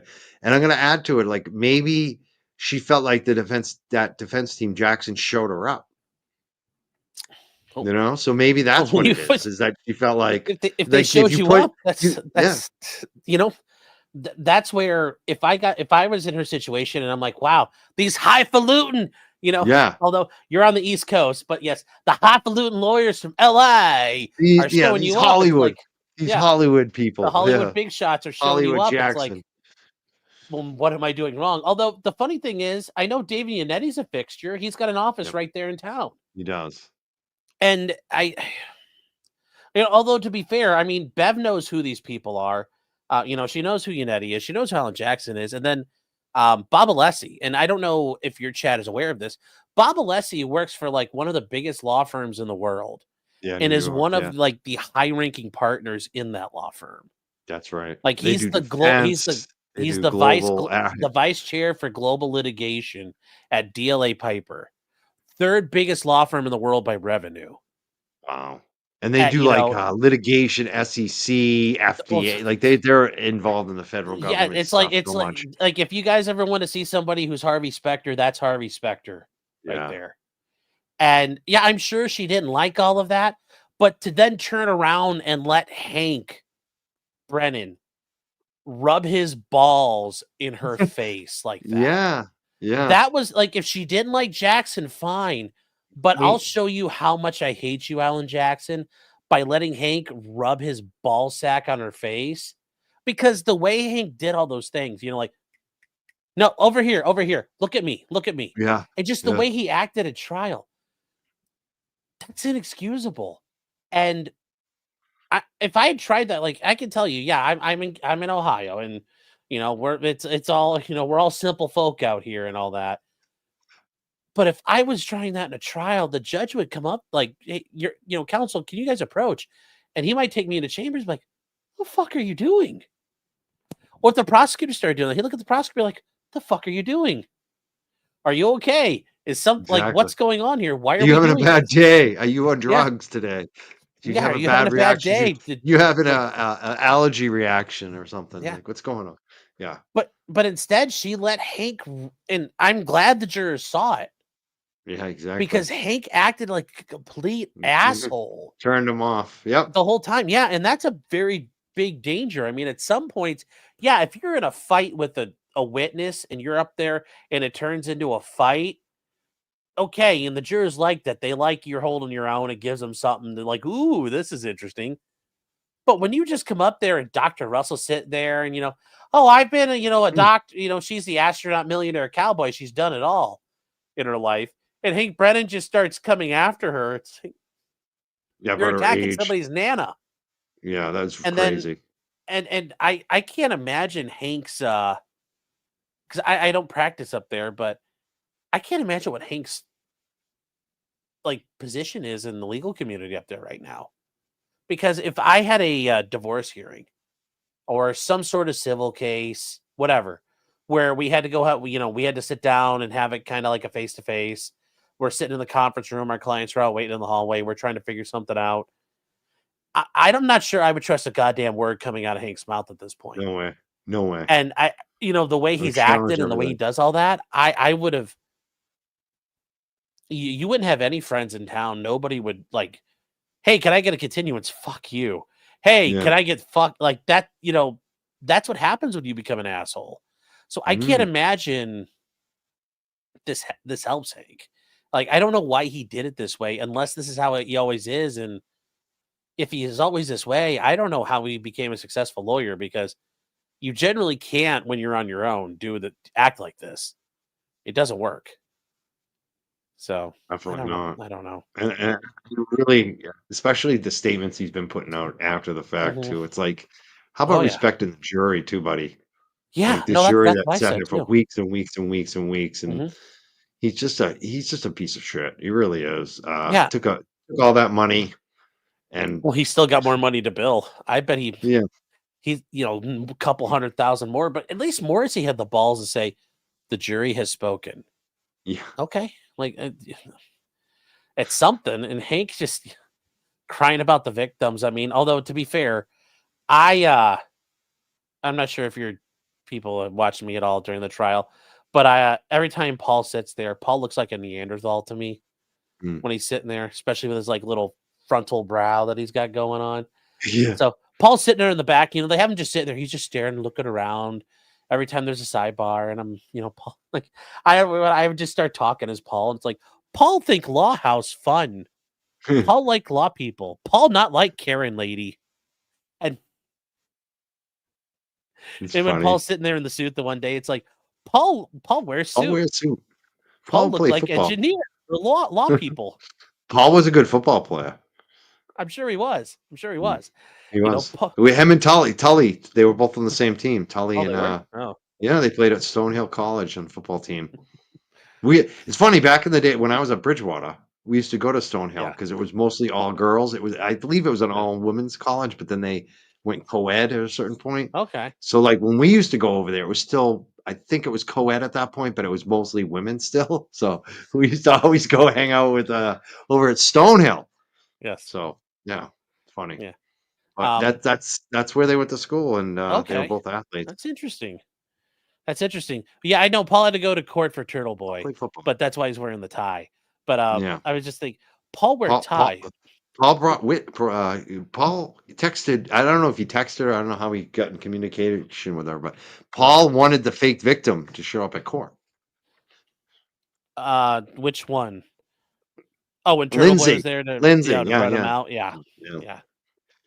No, like that's why I don't feel bad. Like, suffer Paul keeps suffer. Oh yeah, Paul. I mean, I gotta say, I do feel bad for that family. I know some people I feel bad for the kids, but I'm not I feel necessarily. bad for the kids, especially those two kids. Yeah. But now I even feel sympathy for Paul. I don't think he's the brightest guy. I agree. I think they've all fell for some shit. Mm-hmm. And I hope that it's hard to back out of that at that point too. And I hope they smarten up. Like I gotta say, like our side, I don't know if they know this. I think I can't speak for everybody, but I feel like people would welcome them with open arms if they ever saw the light on this. I would. I'd be like, come on, come on my show. Even now, even them being on the side, I'd welcome them on my show right now and I would be nice as could be to them. I would, because they've been through a lot, especially that mom. And I really feel for the father, because I think the father is like the most. I do. I feel bad for the family, and I definitely would welcome them onto my show, even if they want to talk all shit about Turtle Boy. I would let them. And I wouldn't push back. I'd treat them respectfully. So I'm putting that out there. If they ever listen and want to come on my show, definitely welcome. But I would encourage them to look into it more and don't be afraid to question it. And if you do question it, there'll be a world of people willing to support you. I guarantee you that. Yeah. Well, it's interesting though, because this time around, dragging the Alberts in to make them sit there in court and stare at the jury. I mean, it was interesting this time around. It was just them sitting there facing the jury. Yeah. I wonder if there's been a split. I think they kind of wonder, like, I mean, are they honestly looking at this like, the second time around now? A lot of people seem to think it's no longer just Karen Reed and her attorneys with a kook theory. It's a lot of people saying, "Wow, there's something really sketchy that happened with John's death." Those people the people that are claiming to be your friends. They may have they may be the bad people. Yeah, I wonder if I wonder if they're starting to have that. And imagine too, within that family, you mentioned the kids, because those kids will eventually be adults. Yeah. And even with the O'Keefe family, there's a lot of thoughts that maybe the father doesn't agree with the others. We're not sure about it. Like, we really haven't seen them speak out on it. Yeah. But it'd be, because we talked about how families have been split in Canton in terms of relationships, and one, I wouldn't doubt if they have some of the same issues in the future going forward, where one or two of them split off and start being a little more vocal and asking questions. And I wouldn't doubt if that happens internally right now. Who knows how maybe one person in the family is a little more asking questions, so it'll be interesting. And I really do hope that one of them would come around and really look into it, because I think that family needs closure. I feel awful for them. I do. They are truly the victims in this. They're probably never going to get true closure for the son. No. Tragic. And those kids, though, I really feel bad for those kids that they had to learn. Like, and this is where, once again, Hank Brennan wanted to like booyah. Yeah. Like Hank Brennan was so obsessed with scoring goals. He's just kicking the ball into the net, and he isn't taking time to realize what net am I kicking into. Yeah. But now these kids are learning about how their mom and their dad died. Like, I don't think, did the kids know that's how they died? I don't Do you know. think those kids want everybody out there in the world knowing how they No, died? even if they know, and Yeah, like you said, they may not have known, yeah, and now they do, and definitely I guarantee you, mhm, they don't want every kid at school to know.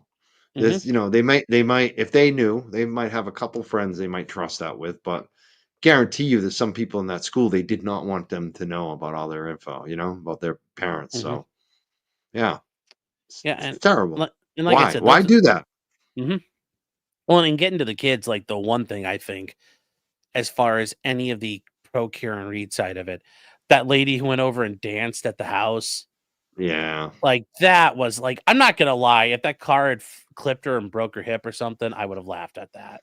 yeah. But, I'm that lady hearing out there, different stories on that. I'm hearing that she's not pro Karen Reed, oh, that no, she's what? been doing it all over town, and that she's got some kind of mental illness going on there. So I don't know, that just seems a little, well, yeah. either way, it sounds like she Well, deserves to that's get what hit I'm by hearing from a Canton car. people, and they Okay, showed us pictures of her in other places around town okay, doing it, like, even months ago. Like, she's been okay. doing this for a while. Like, it's a So she just randomly gets out of her car and dances, and yeah, okay. yeah. That's Something's not just right up with her either. that's just And the and biggest and goinky dink ever. and some people think she's actually anti-Karen Reed. Like, Okay, so well, who knows? I don't But know. whoever it is, it's that's the stuff that, like, I'm glad you brought it up because that's the stuff. Leave that family alone. Yeah, Like, that's the thing. I don't care who you are. Just mhm, leave them alone. Like, especially the family, yeah, especially at his house. They're living in his house. His parents are mhm, living in his house. They're thinking about this shit, and then wackos are showing up. So, whoever it is, like, get help. Stop it. I agree, I agree. Yeah, it's just it's so, oh, Otto says, "Birchmore, are you gonna follow it?" I Oh think yeah. that's an easy question. Oh yeah. We've been following it. Yeah. We actually just broke some news on that. Did you see that? 2 nights was the last? No, 2 nights ago. Well, Um. I know the DNA testing came back, that Yeah. story, but No, what's not the new that one. news? Well, it's just about Michael Morsy mostly. Oh, We had the DA candidate. I call her the mhm, front runner because I feel like she's going to win the election. People are like, yeah, we need a stronger candidate. I'm like, she's getting endorsements and contributions. It's over a mhm, year out. She's the only one really campaigning. And I think Michael Morrissey's going to lose if he runs for reelection.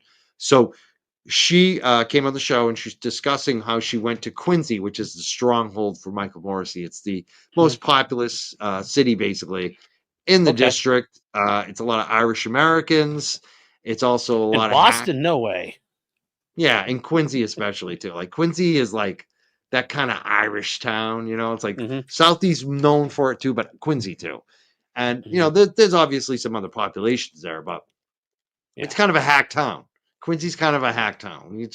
There's a lot of you hold the sign, you get a job. A lot of cold holder Oh, a positions, lot of that? where Okay, yeah, yeah, you make a yeah. donation. Yeah, you can look up Quincy, Yeah. Mass. Take a Well, I'm look at just it. showing it John, because not everybody necessarily yeah, knows, and, yeah, guys, Quincy. and I just showed people, we're right outside of Boston, guys. Mm, yeah, Um, Quincy is right outside of Boston. Exactly. it It's where Quincy is really where there was a lot of white flight. It was basically like where the Irish Catholics left kind of Boston and went to a secondary city, which is, mhm, still a city, but it's more on the water. And that's, a lot of those people from Quincy actually went to moved a little further, went to Canton. So that's what Canton is. There's a lot of Irish Catholics. I'm Irish Catholic. There's a huge Irish Catholic community in Massachusetts, but we've kind of moved out. Like, my grandparents were more city people and then they moved to the suburbs. There's been a lot of that happening over the years where the cities have been, more like Boston's not like a black majority, closer. It's still a minority, but it's closer. It's like minority majority city now. Quincy might be, but still think it's a lot of Irish Catholic there, anyways. So, anyways, she goes to speak at this Democratic event.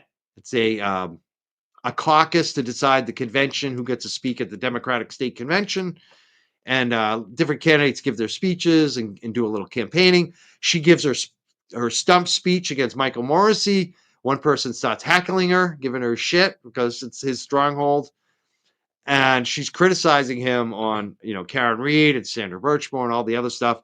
And then Michael Morsy gets up and he basically, and we don't have a video recording of this. I'm going on what the candidate Juna Perkins told us. She told us that Michael Morsy gets up and says, well, Sandra Birchmore, if you look into it, I believe that the suicide determination of the medical examiner is going to stand up. So he's, basically still sticking to the fact, even after the arrest of Matthew Farwell on the federal level, he's still sticking to the fact that he thinks she committed suicide. And to me, that just happened May 1st, apparently. May 1st of this year, basically 2 months ago. And it's just, to me, shocking that this guy is still publicly speaking about how Sandra Birchmore did herself in, which nobody believes. Yeah, And that's not no. what the feds are charging. The feds are charging the guy with murder. Mm-hmm. So I thought that was pretty interesting. Yeah, we'll be covering. I mean, the thing that's going to suck about Sandra Birchmore is the feds don't let us watch what's going on in court. So we're going to have to actually send people in. Mm-hmm. And I have one guy who, the one, is, go ahead. No. I'm sorry. The one good thing about federal court is, though, everything is motion practice and it's all online. There is no you'll get to see everything, read everything. Easy. Yeah, you could just sit at your computer. You can't watch it, you can read it though. Yeah. Yeah. But it's easy. Yeah, I was gonna say I got one guy who suggests stuff. Yeah. Like I have one friend who's interested in another local federal case on Monica Cannon. And he was saying like he was gonna hire some voice actors to like go through everything and just reenact everything so we could have it like watch it that way. Yeah, so it could be interesting to see how people present the documents and as well as what's going on in Sandra Birchmore every day. Yeah, I might go down there. I'm probably going to go down to court a few days and watch that. Hire somebody to make a ton of courtroom sketches, like exactly. Well, did you ever see the courtroom sketches from the Diddy trial? Yeah, I saw some of them. He looked like an alien. He did. He looked weird. Didn't he? Yeah, if anyone has extra time, like mother hours type deal, or maybe a student, and you want to do some of that work, and you want to cover some of the federal cases in Boston, hit me up because I might be looking for somebody to help me out with some of that stuff. Nice. So yeah, that'll be fun. If you guys are in the area, definitely hit Mike up. He'll go do something fun, have some fun with it and the federal courthouse too in Boston is beautiful. I don't know if people have seen it. It's downtown area. It's a kind of the last area in Boston that didn't get really redeveloped until the very end. It's been like kind of redeveloped more recently.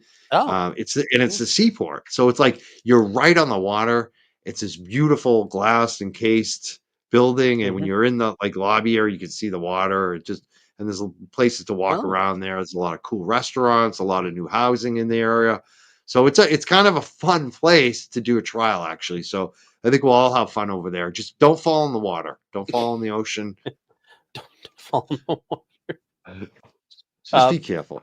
So we've had a lot of people drowned, a lot of tourists drowned over there. I don't know what's going on over there. There's a lot of conspiracy theories about it too. Yes. And somebody real quick, they were bringing up, I think it was maybe in your chat or my chat here. Hold on here, where is... Somebody asked, why is Sandra Birchmore's case federal? And it's because they charge him under federal law. And it's really, And the second part of that is because the state wouldn't do anything. Yes. The state basically had investigated it, ruled it a suicide, and then wouldn't do anything about it. And the state had done something, I think maybe they wouldn't have gone with the feds. And this is what they did here, guys. It's called killing a witness or a victim, and that's under 18 USC 1512. And I don't know if you guys can you guys read that? Yeah, you guys can read that. And that's the thing too. The state could still file charges. I contend they never will when it's Michael Morsy, but like I said, I think Juna Perkins will be the new DA in January of 2027, and maybe she'll indict someone on the state level then, because I would not doubt it. She seems interested in it. So what he's been accused of, he killed Sandra Birchmore, a person known to the grand jury. And he did so because of the relating to the commission or possible commission of a federal offense. And which federal offense, which he'd been a witness to testify to, the deprivation of rights under the color of law, which is a violation of 18 U.S.C. 242, and wire fraud. Well, there's 18 U.S.C. 1343, and then also coercion and enticement, which is another federal offense. So that's why it's federal. He killed a witness that the federal grand jury would have wanted to talk to, a person known by the federal grand jury. Sandra Birchmore may have had, seen a lot of stuff that she probably shouldn't have seen. And, that makes it a federal offense. So that's why the feds are going after him. So that's why. What do you think is going to happen on this? Because this has kind of been delayed. A lot of chatter that he might be talking about some other officers. Oh, I'm sure they've told him, you start running a gossip column. Like, it's do you ever watch The Shield? Yeah, a little bit with Vin Mackey. Yeah, he's a local guy, the actor. Yeah, Michael Chiklis. Yeah, do you remember at the end where he's confessing to the police everything he did? No. Oh, okay. Well, at the end he does. At the end he does. He gets a federal immunity, and he looks at the guy's got she's got her tape recorder on the table, and he's like, "How much room does that thing have left?" Yeah, that sounds like him. That was a great character. Yeah, I mean, because he daily he was doing shit. But yeah, but the way it's going to work here, Farwell's going to have to really roll. Have to sing, and he's going to have to deliver some good stuff. So I'm sure he is. I'm sure they're trying to work all of that out. I think part of it too is the feds were like, they get to take their time. Yeah. They can move as fast as they want, as slow as they want, and there's no point. And I mean, the feds love nothing more than embarrassing local government. And why run this in the middle of the Karen Reed thing? Let Karen Reed play its course, and then we'll embarrass them with this. Yeah, then we'll get the spotlight. Yeah. So, we're gonna have a lot of spotlight on the feds in the next couple of years. There's gonna be a lot of good court cases coming up here. Yeah. Then there's a couple more cases out there, Chet. There's it's this Enrique guy. I don't know a whole lot about his case. Do you know what they're talking about exactly? Yeah, Enrique Delgado Garcia was a state police recruit at a training facility. He died boxing, and there's been a lot of mystery on how it actually happened. It seemed like there was a lot of issues with how that whole thing went down, and now there's an independent investigation, and it looks like actually there is a grand jury now. So something is going on around that. And it's sad because his family's been asking for questions for quite a while and didn't get any answers. So we'll see what happens with that one. That one's interesting because I didn't know it was a boxing. Like he died in the boxing ring. Like I just thought, like, oh, did they run him till he died? But yeah, it's really hard to die in a boxing ring unless someone's trying to kill you. Like you have to get, or they mismatch you. Yeah, that's the other thing. I think I used to be a wrestling coach. High school wrestling coach. The big thing, you just want to make sure you match your kids up in practice. Sometimes it'd be hard because if you didn't have enough kids and they weren't, that sometimes maybe a coach would jump in and just go easy on the kid. But or you tell the heavyweight, like, let this guy do whatever he wants. Let him practice. Yeah. But even there, sometimes you see someone kid maybe overpower another kid, and you're like, oh, we don't want him to get hurt. But. I mean, that's the thing. Like, you think that they would be worried about that stuff. You'd never want to see someone get hurt. Well, yeah. Well, I mean, we know all about boxing from Brian Albert being a boxer. So that's right. And that's an interesting one. That's a lot more. All his teeth were knocked out. Ooh. It seems like there's been a lot of back and forth. Yeah, it looks that way. But I gotta say, it wasn't in Norfolk County, so it wasn't but it's still Mass State Police, Well, yeah, the MSP, and that's the thing where when I first started the Karen Reed thing, when I first started the Karen Reed trial, I'd explain to people, guys, like The Departed's almost a documentary. It's not just a fictional movie. Like the MSP is a horribly corrupt organization. Oh, totally. They had someone that Departed is pretty close. I mean, that's and there's been a lot of this shit going on for years. Like it just there is a lot of corruption. Yeah. And it's an uncommon thing there. And I guess I kind of wanted to get to this because I think it kind of is interesting to talk about how I got started with Karen Reed. What got you into the whole Karen Reed story? Like, how did that start for you? Turtle Boy. And the Turtle Boy? Boy? Really, it starts back on my show. just doing what I do.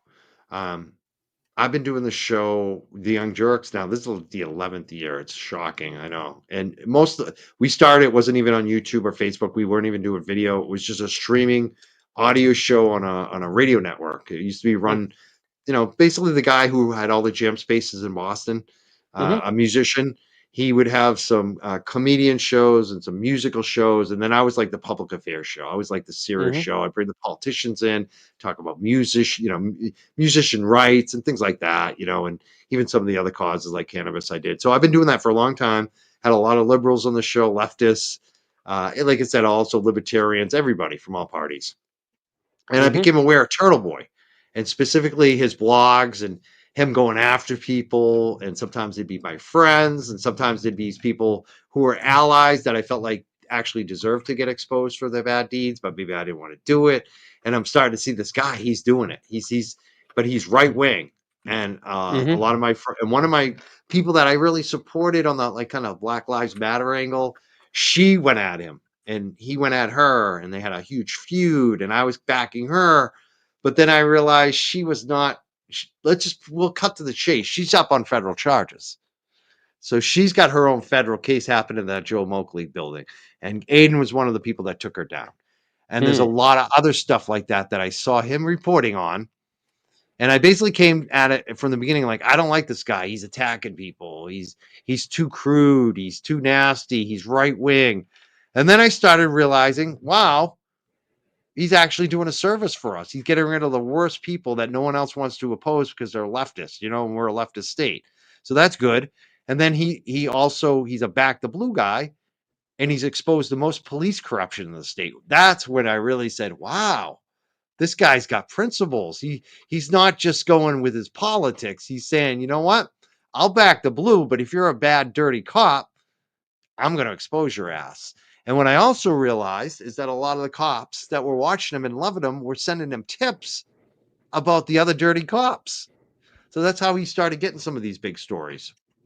So secretly, I realized, like a lot of people out there, that there's a lot of us who are liberals watching him and maybe moderates, and we don't love everything about him, but we're getting news from this guy. And we're like, this guy is actually breaking news. Like we can't help but read it. And then he started doing the Karen Reed stuff. And there's a few, like he had, I can remember specifically one day there's a lawsuit against a city councilor she filed against him, a libel suit. And I had that woman on my show and I like her. And so I was like, is this the end of Turtle Boy? And he started posting on my Twitter. Yeah. And I was like, and he's explaining why, no, this ain't the end. I always win these things. And I was like, okay. And I said, I'm going to take that down because I agree with your post. Like, you know more about this than I do. I'm just going to take it down. And he was cool to me. We started chatting a little bit. And so I'm watching the Karen Reed shit, and I just started sending him messages. I'm like, dude, holy fuck. Like, because I'm watching his shows. And I'm like, holy shit, I can't believe this happened or that happened. And then at a certain point, I was just like, you know what? I'm having him on. And I sent him the message. I said, will you come on my show? And he's like, yep. I had him on my show. As soon as I announced I was having him on my show, a bunch of people decided that they were going to boycott me and threaten me. Yeah. Who were supposedly friends and allies, right? Yeah. And then we were off. And that, that was it. That's the whole story how I got on Karen Reed. Awesome. Yeah, my story also involves Turtle Boy. And my chat knows this because I started I know about Turtle Boy through Kate Peter. And I knew about Kate Peter because there was a sovereign citizen guy I've been following named Chili DeCastro. And he's a complete lunatic. And a couple of years ago, it might have been 2 or 3 years. It might have been 3 years ago now. Chili showed up to, I forget what town in Massachusetts. It might have been Dedham. It was somewhere up that way, up by you guys.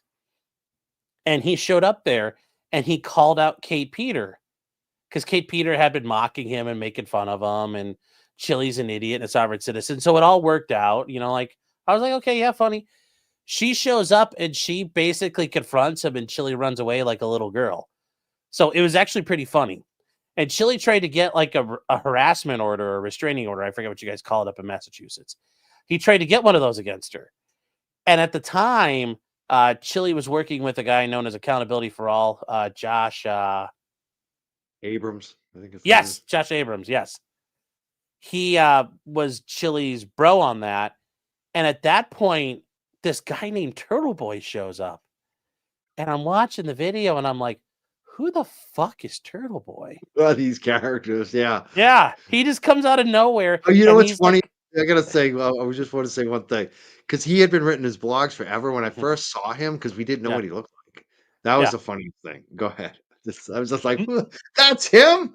yeah, You expect something else, you know? Go ahead. yeah. Well, I You expected see Turtle something Boy. too, and I'm like, Good. and he came into Yeah. court, and him and Kate don't get along, and I didn't realize they had like a story that they had, but they really fucking hate each other. And I was like, wow. I'm like, what the hell happened here? And at that point, Turtle Boy's like back in Chile, and I'm like, well, I don't know if I like Turtle Boy because I'm like, all Kate did was fuck around with Chili, and Chili's an asshole. So, I kind of wrote Turtle Boy off, Yeah. and I hadn't heard about him, out of sight, out of mind till, probably, you know, 3-4 months before the trial, maybe 6 months before the trial. I start hearing about Karen Reed, and I'm like, everybody in chat's like, look, dude, she hit a guy. She accused of hitting her boyfriend, killing him and leaving him in a snowbank. And there's like the police planted the body. And I'm like, okay, this makes no goddamn sense. How you plant a body in a blizzard? And I hear, just the bits and pieces from my chat. I'm like, I'm like, yeah, we're not like, there's other great trials out there to cover, you guys. And then eventually people start mentioning, oh, Turtle Boy's covering it. I'm like, well, fuck Turtle Boy. I'm like, I already know who he wrote, I already had my experience with Turtle Boy. So I was like, guys, we're not going to get involved.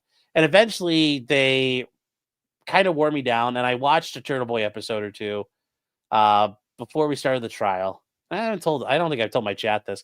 I watched it and I'm like, oh shit, this is pretty interesting. Because I started getting into the first episode and I'm like, all right. And I'm like, by the end, I'm like, damn. And then I watched the next one, and then I told Chad, I'm like, all right, we're covering Karen Reed. And I jumped into it. I didn't know anything about it the first trial. I learned along, I learned all the lore from the first trial onward. So, but yeah, without Turtle Boy, I don't know where Karen Reed would be today, but it is interesting how, I think almost most people in this will say they learned about this through Turtle Boy or because of Turtle Boy. I would not be involved in any of this without Turtle Boy, and I just got to say Yeah. too, like, for me, what's been awesome, Mm-hmm. and I see this all over the place in the streets of Canton, for instance, but Mm-hmm. I realized that so many of us were watching him and not saying anything because we're either liberals or moderates. And I think when I came out, when I started having him on the show, more liberals and moderates said, you know what? I'm going to support Karen Reed. Like, I really feel that. I feel like they felt more comfortable. And I feel like my platform is maybe a little more than like that, where people can support Turtle Boy, but you don't have to agree with his politics, which I like. And I see it on the streets of Canton. Like when I went to Canton most recently, one of the guys, he's a wicked MAGA, and he knows I'm not MAGA, and we love each other because we're both cannabis guys actually. And his name's Rich. He's actually the guy who had the charge of the Duck King, MAGA Rich, Okay, and he I was heard the name. Yeah. and here we are, like, taking a picture together. He's got his MAGA hat on, and like I was standing there one day, and he's like, "Yeah, I didn't tell. I'm not gonna say the name, but I'll make up a name. I didn't tell Joe and his wife about how I'm a wicked MAGA and how excited I am that we won the presidential race. You know what I mean? Because the other couple were liberals, and they're well-known liberals in Canada." And I just laughed. I said, "Yeah, I always wondered, how do you guys handle that?" He's like, "Oh, I think they secretly hate me." And I looked at him and I said, "Yeah, me too, Rich. I hate you." And we just laughed. We started laughing, like, because I don't hate him. I love the guy. Like, Yeah. it's just like we hate each other's politics, but we like Rich and I, we can give each other a little not like it's funny, like so Mm-hmm. I like that. I like that people can get over that, can just get over that. We don't agree on everything, but what we agree on is exposing this little corruption that's going on here, and it's invaluable. I think what Turtles Boy's done over and over and over again. Mm-hmm. No, I agree. I agree. It's been absolutely critical, and I as I said, I may disagree with a thing or two he's done, but overall, I mean, Exactly. I don't fault him for what he did, and I have to applaud his results at the end of the day. Exactly. So, And so the fact that he's got the guts too to do some of the things that he's, mhm, it's like a lot of us don't have that in us, like let's be serious. I'm not gonna put myself in kind of the harm's way he's often put himself in. He is a martyr. Like that's one thing. When I started getting in activism and community mhm, and doing stuff like this, I got bitter quite a few times because I put myself out there too much. I became a martyr. mhm, This is what I worried about the woman that's going, like I said, the Black Lives Matter woman. She's going to jail. mhm, I looked at Aiden like this too, and not that they're the same. They're not the same in most respect, but they are the same that they kind of put themselves out there. They'll do more. It's like you become a martyr. You're doing so much for the cause, and mhm. then sometimes you can get bitter about it. So, Yeah, for someone like Aiden, very he has true. put on so much for this. And that's Mhm, why when I see him get like gripes or get upset about shit, I give him all the leeway in the world because you know what? yeah, Nobody's done what he's done. yeah. No, it's Like, been very, very when he, selfless, very yeah. selfless. And when he blew off steam this week about people Mhm. not, coming on his show, I supported it. I got it 100% Well, because you know what? They should be on his friggin' show. well, And the fact I of it is, think, I know he had to put an apology yeah, and all this other shit, but at the same time, I think a lot of the people, a lot of the fans are like, you shouldn't say that, or you mhm, shouldn't feel that way, or you're. yeah. It's like, shut the hell up. Well, Let the that's man vent. He's put everything on the line. mm,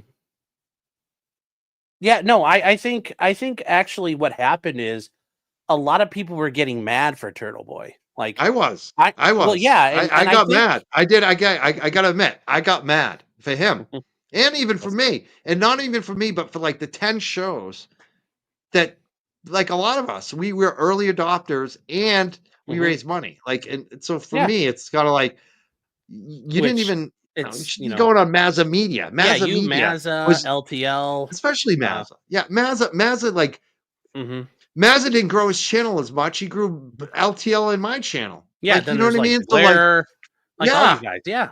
Like, so someone like him, he should get first dibs out of anybody. Or I Mhm, think Turtle Boy and Mazza. Honestly, that's the way I would have mhm, done it. If because that's the way I look at the world. I mhm, look at who gave, who did the most, and for me to see mhm. these attorneys, I'm just kind of like, oh, you're not, you don't really don't give a shit. That's the way it feels like. And so like Well, for Turtle Boy to say something and for me to say something, mhm, hey, I'm sorry. I'm not gonna lie. I'm not gonna well, lie. I'm gonna tell you how I feel and what so. sure.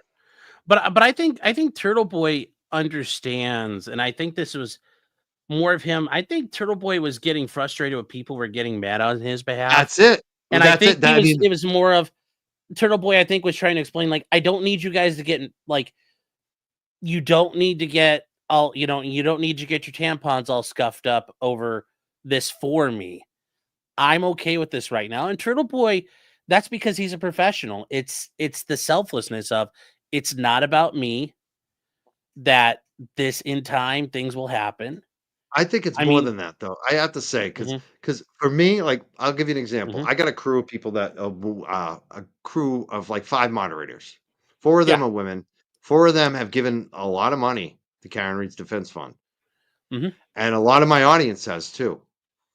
And it's more than people are disappointed. They're like, I feel like they slapped us all in the face. Like, so when mhm, you're Turtle Boy and you have a team behind you mhm, and you have an audience behind you that's mhm, just given money and time to this cause, and they're telling you that they're mhm. pissed off, you almost feel like you have to say something. You have to say something. And I get that. and you also like there is an element of truth to it. Like Sure, sure. like why aren't they doing these shows? Why did they take 5 shows that didn't raise any money? Mhm. Well, no, and I will say from everybody getting upset about it, I don't think they're wrong either. Like, I understand the That's argument. I it. fully understand it. I do. But I do too. I think Turtle Boy is very much of the consummate professional here that number 1, I'm not owed anything. I did my if like he didn't do this for favors or adulation. He did it as he This is did what the we love right to do. thing. This is what we do. This is what He we're did here it, it's for. his passion, but he did a good thing because it was a good thing. And that's the reason why he did it. It wasn't for any other reason. And I think it's clear, though, in the meantime, that, as far as the attorneys, how they wanted to go on with it, who they want to go on with, them at the end of the day, they get to make their own decisions in that They regard. totally And do. yeah, That's totally their call, but we also get to yeah, get to say how we feel too. And we get to express sure, our feelings on it, and exactly. especially about our supporters behind us, because some Hmm. people are disappointed. Let's be serious. And for us Hmm. to sit there and pretend, oh, we're it's fine. Go do all those. Like that's not us. We're not gonna. So I Hmm. think it's just being honest. And the fact of it is, it doesn't affect me. Hmm. Like, if these guys never come on Turtle Boy show or my show or Maz's show Well, or the makes you feel Galera better. They're never or coming on my show LTL either. or Nurse Kim, I'm naming all the shows that raise Yeah, money. Auntie Deb, if they yeah. never do any of those shows, Well, hold on. we're all still gonna be leading here in Ho- Massachusetts. All those shows are like, it yeah. doesn't matter in the end, Well, you know. well, Mike, I was going to say actually because my people may not know this, but go list some of those channels out because I think they know some of the channels, but they don't know all of them. Yeah, So you yeah, know, the you were problem is just I listing may them miss off. some, Yeah, but the but ones I'll you can say rattle like off. a lot of the shows that Hmm. raised money considerably and did it over and over again for Karen Reed. Mazza Hmm. Media, number one.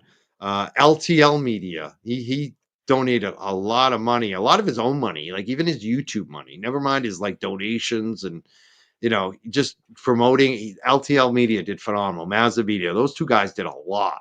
I also say the Galera, he did a couple huge benefit shows and Hmm. raised a lot of money as too. Some people that don't have shows also, Nick Rocco is the number one fundraiser by far for Karen Reed.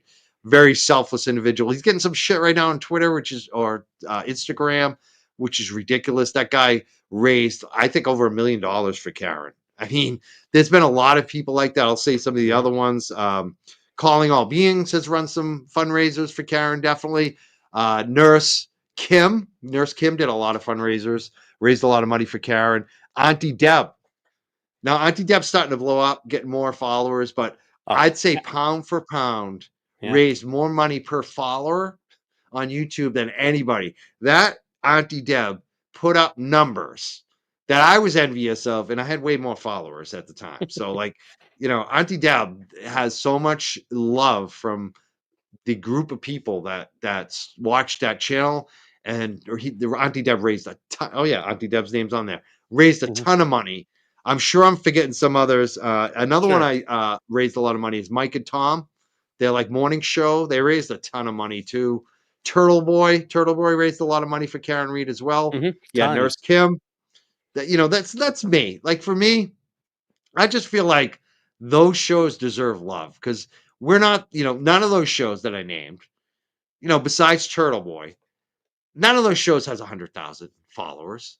You know what I mean? None of them have 500,000, three hundred Hmm. thousand. Some of these other bigger shows have.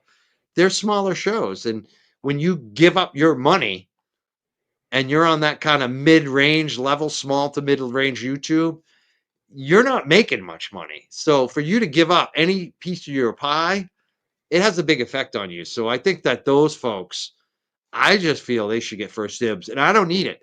And that's why I felt like I could say something because I honestly, I knew it once I posted that little thing, a couple tweets that I made, that I'm Hmm. probably gone from, having a good chance to get the lawyers to probably be at the bottom of the list. But I don't care because Yeah. if I shame them to go on Auntie Yeah. Deb and Mazza Media and LTL, I'll have done my job. And Oh. Turtle Boy. Well, like I said, I'll be there. I'll be right there with you. I doubt I'll be on that list of people getting interviewed anytime soon. So. Is that and you know what? We'll still survive, won't we? Are Oh we gonna yeah. be fine, No. Sean? Oh Sean, yeah. I know. I enjoy it. it's do you know how for me too, like it's funny because I have the Bettero shows and Yeah. those shows go crazy. But I've been doing a few shows that haven't been Bettero lately. And Hmm. I love Mark Bettero. He's my friend. I love doing the shows with him. It's an honor. Hmm. But I like kind of doing the shows where there aren't as many people watching sometimes because it's just Hmm. less stressful. It's just your diehard, the Yeah. people You don't who have to really worry like about you and know managing you. anything. Yeah. Yeah. When I have 10,000 people watching me, it's like half of them don't know me. Yeah. And then they're picking on me. And it's like, you And your don't know me. chat's like a machine gun. It's like, you're Yeah. like, How do I keep That up? like, hey, you Yeah. you didn't pay attention to Mark Betterow for like a half a second, and I'm Yeah. mad at you. It's like, oh my god, Oh yeah. really? You're like, so you know, I like we're gonna go on no matter what. All those Hmm. shows, like we're gonna continue. Like it's Yeah. not like we're crying like our channel's been ruined because in the Hmm. end, it doesn't really matter. In the end, really, it's what's Hmm. about. It's about feelings. I gotta like that's what I'm trying to say is like Turtle Boy is allowed to have feelings. I'm allowed to have feelings. The Sure. people behind us, especially who have been supporting, are allowed to have feelings, and that's it. I think people just let us have our feelings, let it have it out, Hmm. and then we'll Yeah. move on. And if the trolls make a big deal of it, so what? Don't no, Hmm. I don't give a shit what they say. Like they're idiots. They're Yeah. trolls. We know it. Well, and I guess I wasn't worried about the trolls, but I do think it's important just that people get to talk about it and just because I think a lot of people were giving like, and I mean Turtle Boy clarified it, but I still think people just need to think about it. It's okay to like you could be upset about it, but don't get upset about it for the person on the screen. Like if they get upset, for like you can get upset about it all by yourself. And while your Yeah, chat's and great, and like and and in the end yeah, too, it's like a minor upset. It's kinda yeah, like it's like, like when you spill your coffee. hmm, yeah, You're, "Oh, that sucks, I spilled my coffee." You clean it up and yeah, you move on to the next thing. hmm, and It's not like yeah, I'm upset and I'm gonna, like, hate everything about Karen Reed. You know what I mean? It's yeah, just like it's like, it would've been hmm, nice. It would've been nice if they went on some of those shows. What hmm. Well, in the and end, there's it still, doesn't I really mean, and, matter. and we're 6 months, only we won't even think about it. we haven't even been 2 weeks since the I know. verdict, though. Too. I know. I mean, that's the problem. Is like time now travels so fast It does. that like 2 weeks ago seems like. I mean, 2 weeks ago we were halfway through June. And that's part of the issue too for people is 2 weeks It ago, moves very Ka- quickly. Karen Reed, we were still in jury deliberations, and we're like, oh Jesus, what's gonna fucking happen? Right. And so I think people just need to learn too, like in time, things will Patience. happen the time they're meant to happen. Yeah. So I'm just that was. I'm fr I the big thing too, like, Mhm. beyond all that stuff is I'm proud. Like, I think you guys should be usually very usually proud. I'm not one of those guys that goes around like, "I'm so proud, I'm honored." But I feel like that because I feel proud to be part of this, like, kind of community of shows, like I just mentioned, a bunch of them. We all fed on Mhm. each other. And the Mhm. fundraising and, like, I'm proud that I was, part of that with Mazza and LTL and the Galera and Auntie Deb and Nurse Kim and all the guests, like the Nans of the world that would come on those shows, the Nick Mhm. Roccos that would help us raise money.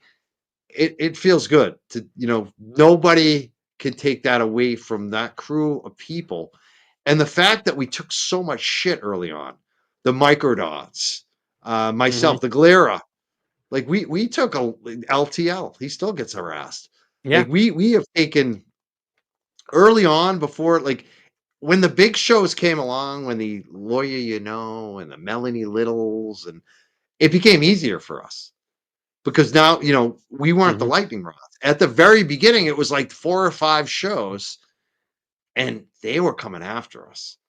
I imagine Mhm. now it's on to Melanie Little and you know, there's all these other bigger shows. So they become a Yeah. little more of the focus. I always felt like anytime I have Bettero on for a night, I become the focus and then knives come out again. They all got Yeah. tapping me. And then 2 days later go by and Mhm. they're back going after Lawyer, and Melanie Yeah. Little and all the bigger shows. So Yeah. it's just it's easier when there's so many, I gotta say. But Mhm. early on, it was hard. It was But the trolls were out of control.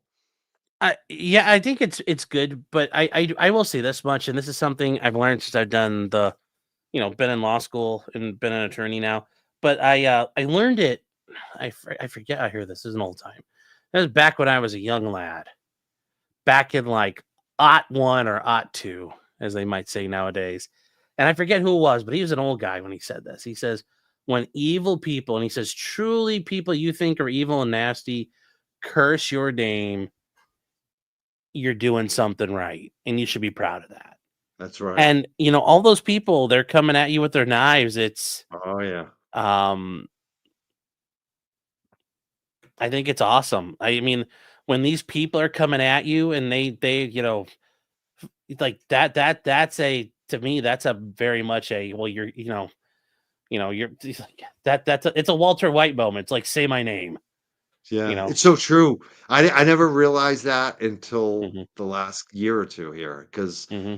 at first when that was going on, it was like, Hmm. what the hell? I'm not used to this. This is fucking crazy. Like they, like I said, I've said this a few times in the last couple of days.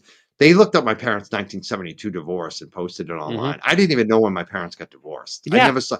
I was shocked. I'm like, did they have to? Did they go to the town hall? Like, how did they get this shit? How did they Hmm. even know? Like, I was kind of freaked out by that. They did a lot of crazy shit like that. Yeah. But now it's funny. Like anytime like I said, anytime they start coming after me again, I'm like, oh, my show hit last night. That's Yeah. awesome. Like, Yeah. like No, I'm that's a great. happy. What's It's my like CPM it's right like, now? Yeah. oh, they're pissed off. I love it. They're Yeah. fucking like Yeah. sometimes a week will go by and I'll be like, hey, Kevin hasn't posted lately about me. I guess we got to do a big show. We need to get Yeah. our shit together. Like, Yeah. where's Kevin? Where's Plevin? Where's Yellow Cottage Cheese? He's not hitting Yeah. us up. Yeah. No, that's the thing. When like wait, I mustn't. They aren't mad at me anymore. But yeah, think about it. Those losers because it's 1972. They had to go dig. They had to know your That's what I'm parents' names. saying. They had to go what I like wouldn't even know those what town hall to jackoffs. look. I'm Yeah. wondering what town it happened. I'm like, Yeah. is it They had to figure that all out. They had to go wander down to a courthouse. And half of them look like weirdos anyway. I mean, especially imagine if it's Towel Boy walking down the street and I'm like, he's like, you're a towel, you're stainless steel. Like half these people just whack? The they look whack like pack. They are the wackadoodles. whack pack, even like way Yeah. worse than the actual whack Yeah. pack. So like they have to go down to a courthouse or a town hall or wherever you guys have these records. They have to start digging through boxes of records on their own For time. They're not me, getting paid for for this. not even Turtle Boy, for me. Yeah. For you. And for Like what? and it's and it's yeah, they're like, well, somebody like if you were to ask them, like, what are you doing? They're like, I have to make the young jerks man suffer. What by what? By showing the divorce papers. Like, You I know what almost they want to say? ask him, like, Yeah, does he they not turn know they're around and say, divorced? You must have daddy issues. This is what Yeah. no, this is what they said. This is why you follow Turtle Boy, because you have daddy Yeah. issues. Like, my dad loves Uh, me. I see I get along yeah. great with my dad. And I've Yeah. always I like my stepdad growing up too. Great Yeah. guy. You know, I never had any daddy Just issues, never. but just wondering, like, and then you have to go pick all these documents up and just like you're doing all this to like like, were there allegations of, like, people sleeping with livestock in there where it's like, you're like, No, "Okay, I well, didn't that see would be anything. embarrassing." Yeah. I didn't see any of They that. didn't get along. They They didn't decided get to hang it along. up. Like, okay. Like, Separated. They were yeah. separated quickly. Yeah, it just happens. It just Yeah, happens. yeah. That's why Like some of the who stuff 50% of the parents have been divorced out there, and that's the thing they're gonna yeah. use against me when my parents got divorced. Yeah. I don't know. They are they're wacky. They are wacky. Yeah. And then, I guess, 'cause I got some super chat stuff here, and I don't know how long you're good to stick around for, I'm but, fine. Whatever you want to eat, whatever you want to do. yeah, well, no, I guess I wanna ask the one question here is, Okay. Did is John DePietro, is he like senile? Like, what's his deal? I don't know. I mean, he I seems mean, insane. He seems insane yeah. for a long time, though.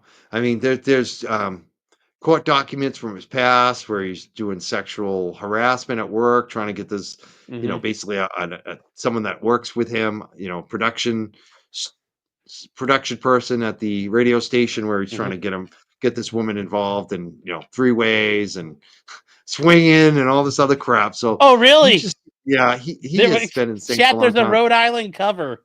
Yeah, and then his Oh wife, do no, you know about do you know what happened to his wife? How his wife got in trouble and he threw her under the no, bus? Oh, no. um, so John has been a longtime radio host. Hmm. He's gotten in trouble multiple times for saying ridiculous things on the air. Once Yeah. about a Green Party candidate, Hmm. all kinds of derogatory stuff. But the most infamous scandal, besides all that stuff, is that his wife, while John was a radio host, was doing the ratings books for like I don't know if it was Arbitron or one of the other ones, like Nielsen ratings. Yeah. Whatever the ratings, there's a couple different rating companies for the radio stations. Mm-hmm. So she was lying. She was basically lying because when they asked ask you to do one of those surveys, the first question they asked, does anyone in your household work for a radio station? Yeah, and the So answer so she was basically doing ratings fraud for him, boosting his numbers, and they got caught. And then he said, "No, I didn't know anything about it. My wife did it on her own." So like he's a Yeah. fraudster. The guy is just Yeah. Well, for a I long mean, time. I've never done radio myself. But he's like he's like his profile pictures him holding him like the best of Rhode Island. I'm like, I was the #1 AM in the smallest state in America. It's Yeah, like it's Rhode Island. It's like this big. Yeah, because he got booted out of Mass. He started in Mass, actually. Oh, he did? Couldn't Oh. make it here. What are we, like 10 and well. 15th? He couldn't make it here. I apologize in advance because I don't know your like the Rhode Island, Massachusetts accent thing. I don't know the difference between them.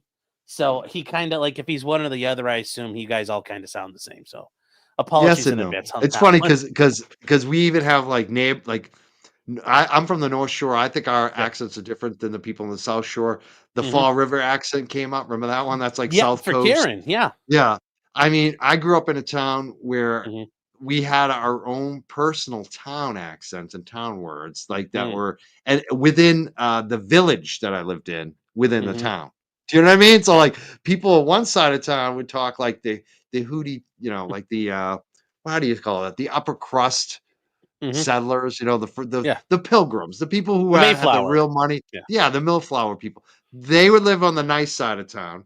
And then the group of people I live with were like the poor white trash people in their trailers.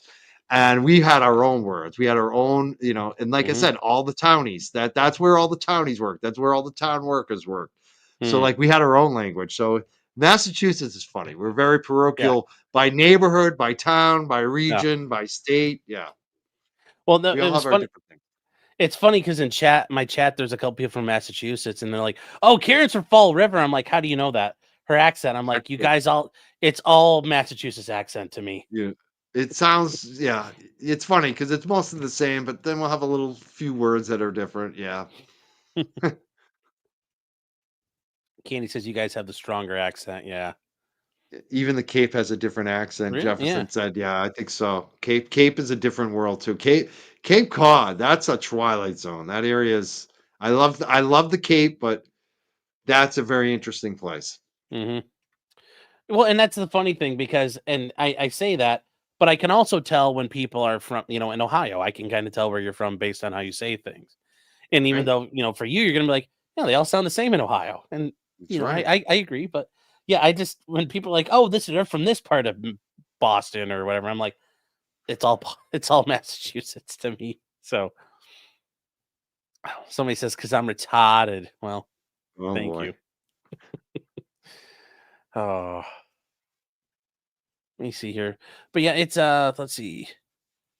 Oh, Turtle Boy has the PP's full backstory up to date. Okay. But yeah, I mean, and that's the thing when we're talking about people getting interviews, this Court Unbelievable. TV puts this guy on routinely and they keep Th- platforming him. This is That's the what drives me real. crazy. They, Court TV and a lot of these Mhm. media outlets and the courts themselves platform this guy. Like Mhm. they've never invited me on Court TV. I Mhm. have way more followers, way more listeners, and like I said, I'm like a small to Yeah. medium sized podcaster. Really, there's like 15 shows, 15, 20 people who are bigger, probably better communicators than me on the free Karen Reed side. Like Betero. Look at Mhm. Betero. They could have Betero every night. Instead, they choose DePietro. Who does that with a brain in their Mhm. head? Nobody. Nobody will choose DePietro over Betero. They choose him just because he's, on that other side. There's no one else there. But I'm frustrated that the courts let him in. They have this review process on the journalists on what, how they let us into court. Mhm. I couldn't get approved. I got 2 awards right here. Why These wouldn't they these let were you in? these are journalism awards I won. that were voted on the largest cannabis convention on the East Coast by the industry itself that I tore apart. They voted for me because they Yeah. consider my journalism top notch. I Mhm. broke some of the biggest stories in the industry. They won't. They never. Good question. Why won't they let me in? I don't know. I They never applied. told you? They have an Mm. application process. You put your Mhm. information in there. Never responded to me. Brian from LTL, I know, also applied. Apparently, they got back to him and told him we don't accept YouTube shows as journalism. Hmm. So, I mean, I guess, Wow. I could have 4 US Congress people on my show, a US senator, district attorneys, multiple retired FBI agents, all these law enforcement, but I'm not journalism, even though I'm breaking stories every day because I'm on YouTube. I mean, apparently that's how the courts That's determine this stuff. But they say that, Mhm. but again, I'm going back to the Michael Morsy, the way that they only charge people with witness intimidation when it's Mhm. against them. Isn't it funny how they let Grant Smith Ellis in and John DePietro in, Yeah. but Oh, they don't let they let Towel myself Boy into the courtroom? or LTL in there? Huh? Towel Boy Yeah, got they to sit in the approved the courtroom? Towel Boy. They approved Towel Jeez. Boy. So you can make up conspiracy theories. The court will let you in there, the They want non-biased you. court, and will consider you a journalist when you make up conspiracy theories and talk about Russian oligarchs who are chasing you and you have to hide in safe houses. And when you he accused me of being a dog walker, what would he say? I was a dog walker, Vatican assassin, CIA, like all kinds of crazy conspiracy theories. This is what he does about people. He makes up stories about That's them. And they let him in the court as a court approved journalist. He's got a restraining order against him from another journalist, Jessica Machado, who they Mhm. also gave a hard time about Wait, her, he has a restraining order against her? no, she has one against him. Oh, okay. I was about to say, I'm like, So she geez. had one against him and they still let him into the court. I was about to say, good job, Jess. Go But they kick won't his let me in. ass. They won't let Oh, me in who's never had a restraining orders against him, who's won mm, journalism awards, who has done serious journalism, doesn't do the conspiracy mhm. theories, doesn't they won't let me in.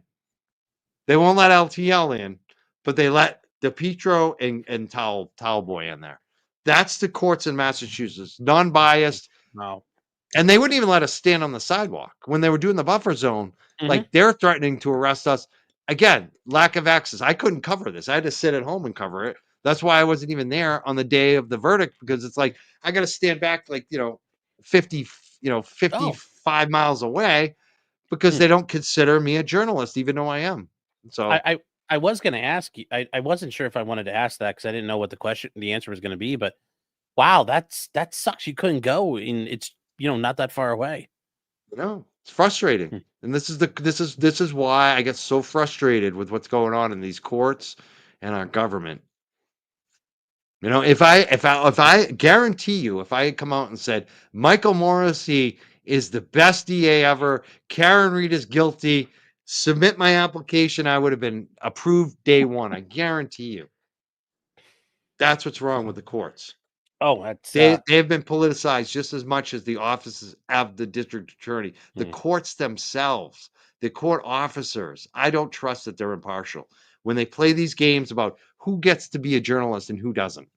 hmm, I mean, if I'm making a living doing this, yeah.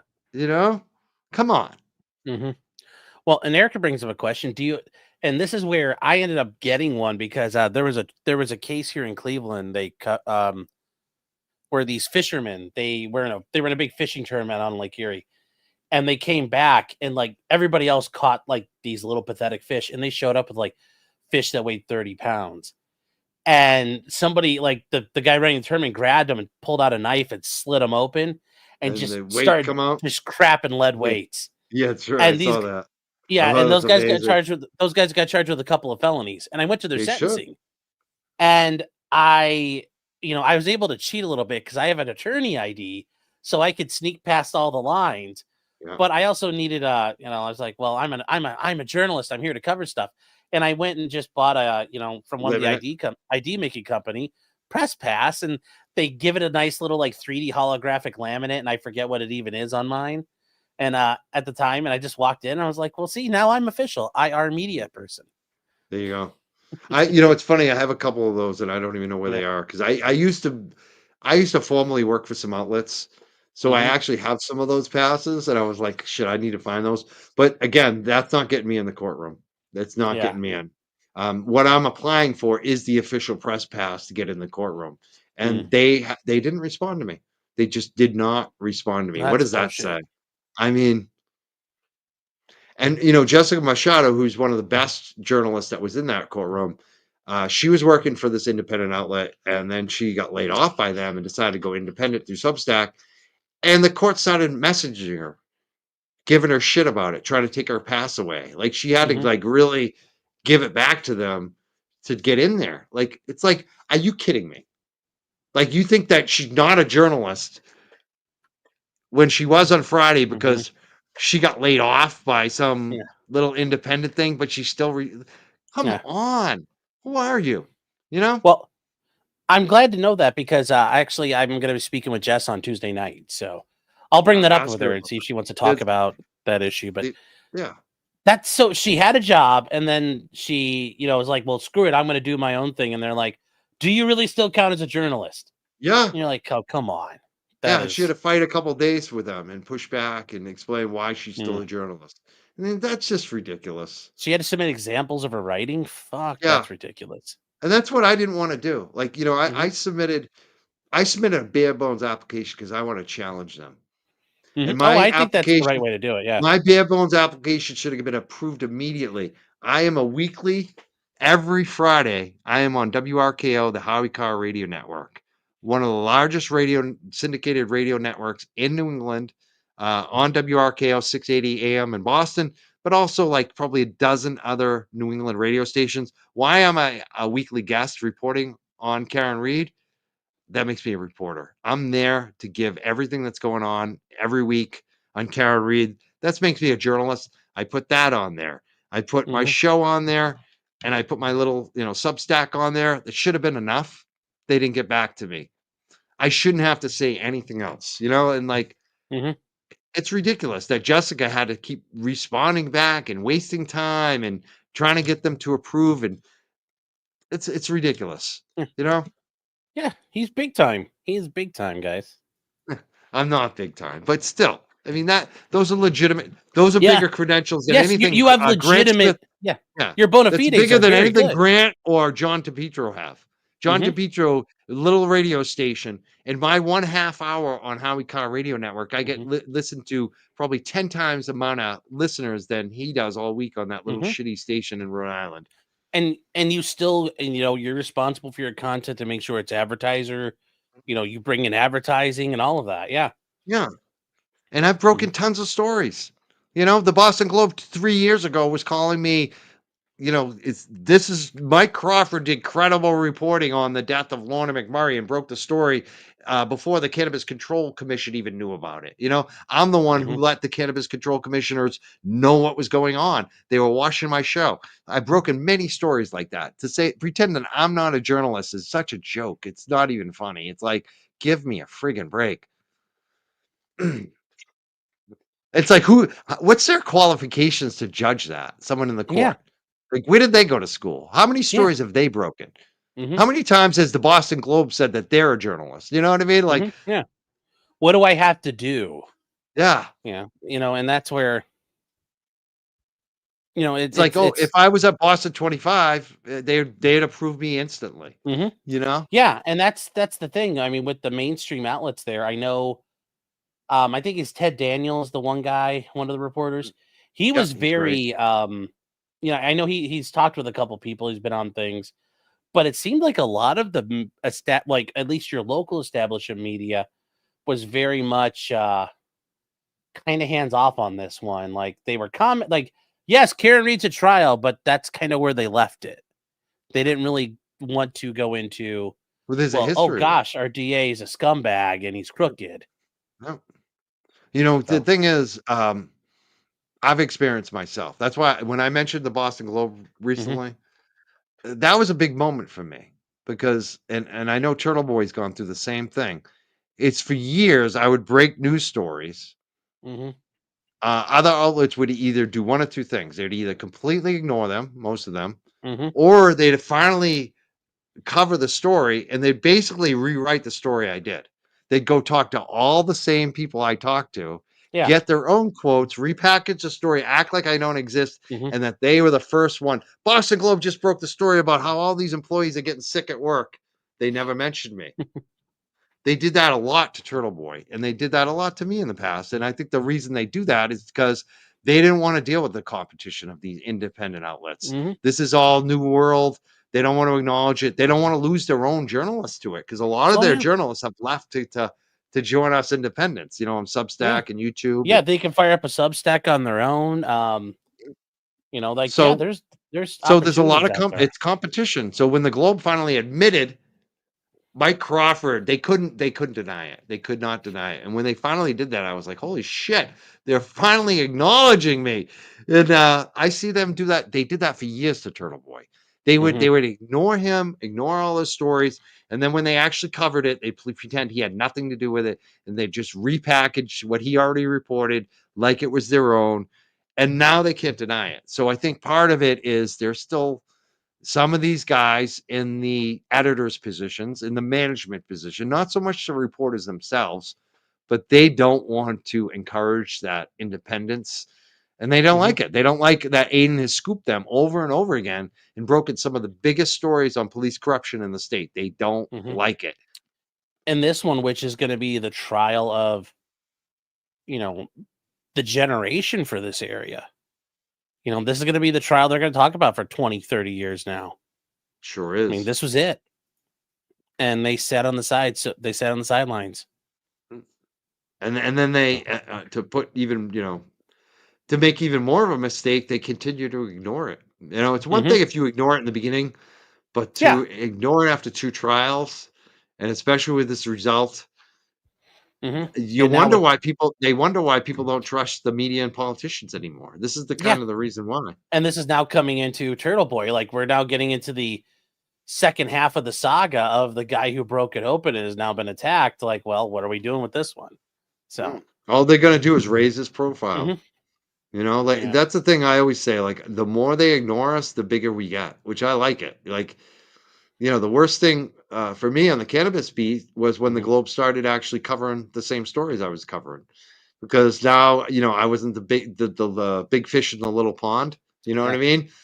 So sometimes you weren't the man to get a hold of anymore at that point. I was the guy at the Globe. Whoever's covering at the Globe was, you know what I mean? So, like, sometimes the best thing for them to do is cover this shit. Instead, a lot of times they've chosen the other to just totally ignore us.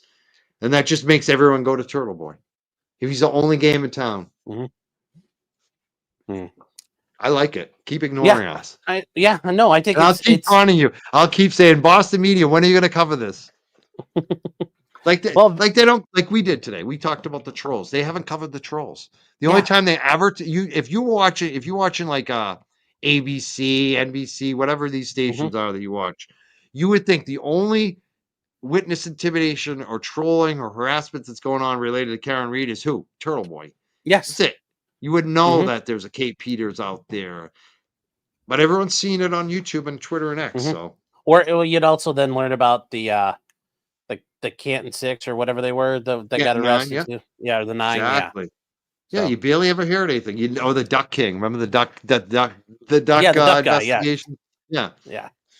So they don't cover it. Yeah. So anyways, I think we're kind of caught up out here, guys, and there's some super chats. I know some of yours, some of mine. If you wouldn't mind, we can go through some of these here. Yeah, so Isabel Park, it's for you, a new member. Thank you. Mystery Sniper says for $2, Mavka wants me to explain R. Schiffer. Rich Schiffer is a guy who put ducks all over town. We call him the MAGA Duck King. He basically, they did a huge investigation, like a 30-something page write-up. Part of it was reviewing. They reviewed my live stream with Rich, where I interviewed him on the sidewalk. It was like 3 or 4 pages of like our conversation. I was like, geez, I wonder how much time they spent reviewing that. They pulled off security cameras off of telephone poles. They did all kinds. They treated Rich like he was Al Qaeda, like he was La Costa Nostra, like he was a mafia kingpin. Yes. And he's just a guy that dropped a few ducks around town. All charges got dismissed. More recently, they just announced in the newspaper actually that the Canton police were going to charge him again, him and this other guy named Eric, for witness intimidation and picketing for some protests outside of D&E Pizza in the last couple weeks. Oh, But now I'm hearing that was a false. stands It for was it was disgusting and egregious, from what I've heard. yeah, yeah. And I D&E heard now pizza. they're not charging him. Now I heard Oh. that was a mistake that the Canton police put that out and that they're not going to actually charge them. So we'll see. We'll see. I don't know. But that's Rich. Rich is a great guy. He's the MAGA guy I was talking about. Okay. The MAGA guy said, I don't tell them I voted who we did to the liberal. He's great. I love him. We always give each other shit. He and I, we never would expect to be best friends without politics, but I love the guy. He loves me. It's like I got a lot of that going on in my life. No, it's that common ground out there. There's so much of it. Isabel Park for $5 New Zealand says, do you know who's doing the first interview with Karen? Whoever can pay a lot of money. Yeah. And that's the way it should be. That's the way it should be. Yeah. Like Karen's got to get that bag because she's got, she spent everything she had on this. Right. So, yeah, she's got to get that bag. And I got to say, I love Karen and her family. Like, one of the first people to reach out to me was her brother, right after this happened. They're just the nicest people. They really appreciate it. I know that they appreciate everybody who stepped up and supported Karen. And then Creed says for €2, did you know that Towelboy is Wendy Murphy's son? Oh yeah. That Wendy Murphy lady is I've been to Grant's house, Okay. Oh. I knew Grant before anybody. Well, I've seen Wendy pull up in the Porsche. I had Wendy on my show back in the day. I didn't know anything bad about her. I thought she was great. I had no idea. It was like a shocker to find out about the Duke Lacrosse stuff. Yeah, well, this trial has broken so many people, and broke their brains. Her brain was already broke, but yeah, it's broken. Well, yeah, but it really exacerbated. KRM is saying, and I think we covered this, but you will be covering Sandra Birchmore. Yeah. Oh yes, as much as can be done. Yeah, we've been covering it. We'll be covering it definitely. Yeah. I have a question. Says, I know the threats messed with your head for a while, and I'm not a kiss ass. A lesser man would have said what they wanted. Glad you stood firm. Yeah, I mean, for me, it's weird because when that was going on, I started doubting shit too. Like it was a weird time because they jailed Turtle Boy. So Turtle Boy's in jail, and he had shared some stuff with me before he got jailed, and that's really what the threats were about. Is like this stupid shit. Yeah. And I didn't do anything, but the real thing for me is that all of a sudden they're saying all this crazy stuff that they claimed he did. And I started thinking some of it might be true, and I couldn't talk to him and find out what the hell was going on. Yeah. So my brain started going crazy because I'm thinking they're coming for me next. Yeah. And what did I make? Well, yeah, because this all escalated.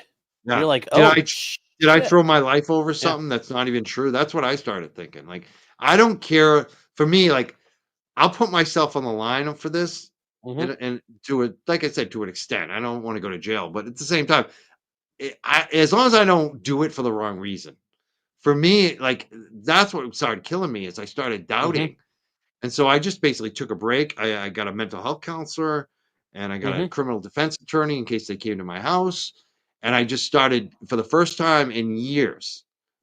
I stopped posting on social media. I didn't post anything for like 2 or 3 weeks, and I just was reading everything, and I reviewed everything in the case again. I went through every court document once again. And I just came back to the same place, and especially with the mental health counseling. She was very helpful, and she even said to me, she's like, "Are you being scared just to be scared?" Like, and it was true. Like they got to me. Those trolls fucked with my head. It worked. And once I realized that they're all lying son of a bitches, and that the whole thing was just to shut my show down. I went from going once a week to doing like 6-7 times a week. And that's what happened. I just said, you know what? F them. I'm going to come back so strong now. They're going to regret everything they did. And it's come full circle. Like I have a feeling KP regrets what she did to me because that led to the affidavit. I don't know if you've seen the affidavit that was filed. That Yes, was I from a did. listener of my show. That was from a viewer of my show who's listened to That's my the show and Jean realized lady. she lived next door to KP. And Yeah, KP's Jean. Yeah. telling her everything.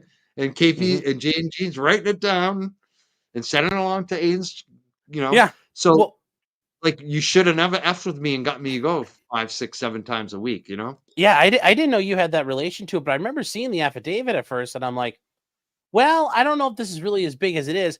Then you see Kate just lose her fucking mind over it, and I'm Yeah. like, all Oh right, yeah. it must be pretty damn legit. Oh yeah. I mean, that's the thing Uh, for me. It was like, I'm like, I don't like because Gene started calling my show at the very beginning, mhm, and she's unforgettable. Like she became kind of a big part of my show, and all of a sudden she stopped calling. And I had no idea why. And then all of a sudden I get a call from her, and then she tells me why. And I was like, oh, so like for me, I'm like, who knows? Like I get these calls all the time from people who mhm, say things, and then they either chicken out or maybe they're full of shit. I don't never ever find out. And mhm. so Jean, would go back and forth with some cold feet, and finally she said, "I'm going to do this." And I said, "Good, go talk to the Turtle Boys people, Good for Turtle her. Boys attorneys." And I put her in touch with them. And like I said, I didn't know how to. I didn't have the time or the energy to vet her. I'm like, I know who will vet her, Turtle Boys attorneys. Yeah. Send her to them, and so that's it. We'll see what happens with it. I Well, I'm believe hoping her. something happens. Yeah. I I believe mean, her. I know that the she way did definitely live next to K. Peter. the way Kate reacted tells me it's very yeah, it's bad for Kate. Yeah, and it's Um, not surprising either. I mean, mhm. Yeah, I'm not surprised given how this is unfolded too. yeah. Yeah. And then there's reality with Krista Marie, new member. Thank you. And then Nick Starro, guys, the Nick Oh yeah, Starro Trial Watch, the friendliest guy in Sweden. I was gonna Does ask you about him. I watch his Twitter. He's funny as hell too. He's kind of yes, he funny. is. Yes, You he's a like him? labor. Good friend of you? He's yeah, he's a labor attorney over in Sweden. Oh, is Yes. he? He's Yeah. labor. See, I Mhm, love him now. I love him even more. I'm a big mhm. labor guy. Does a lot of union work. Yeah.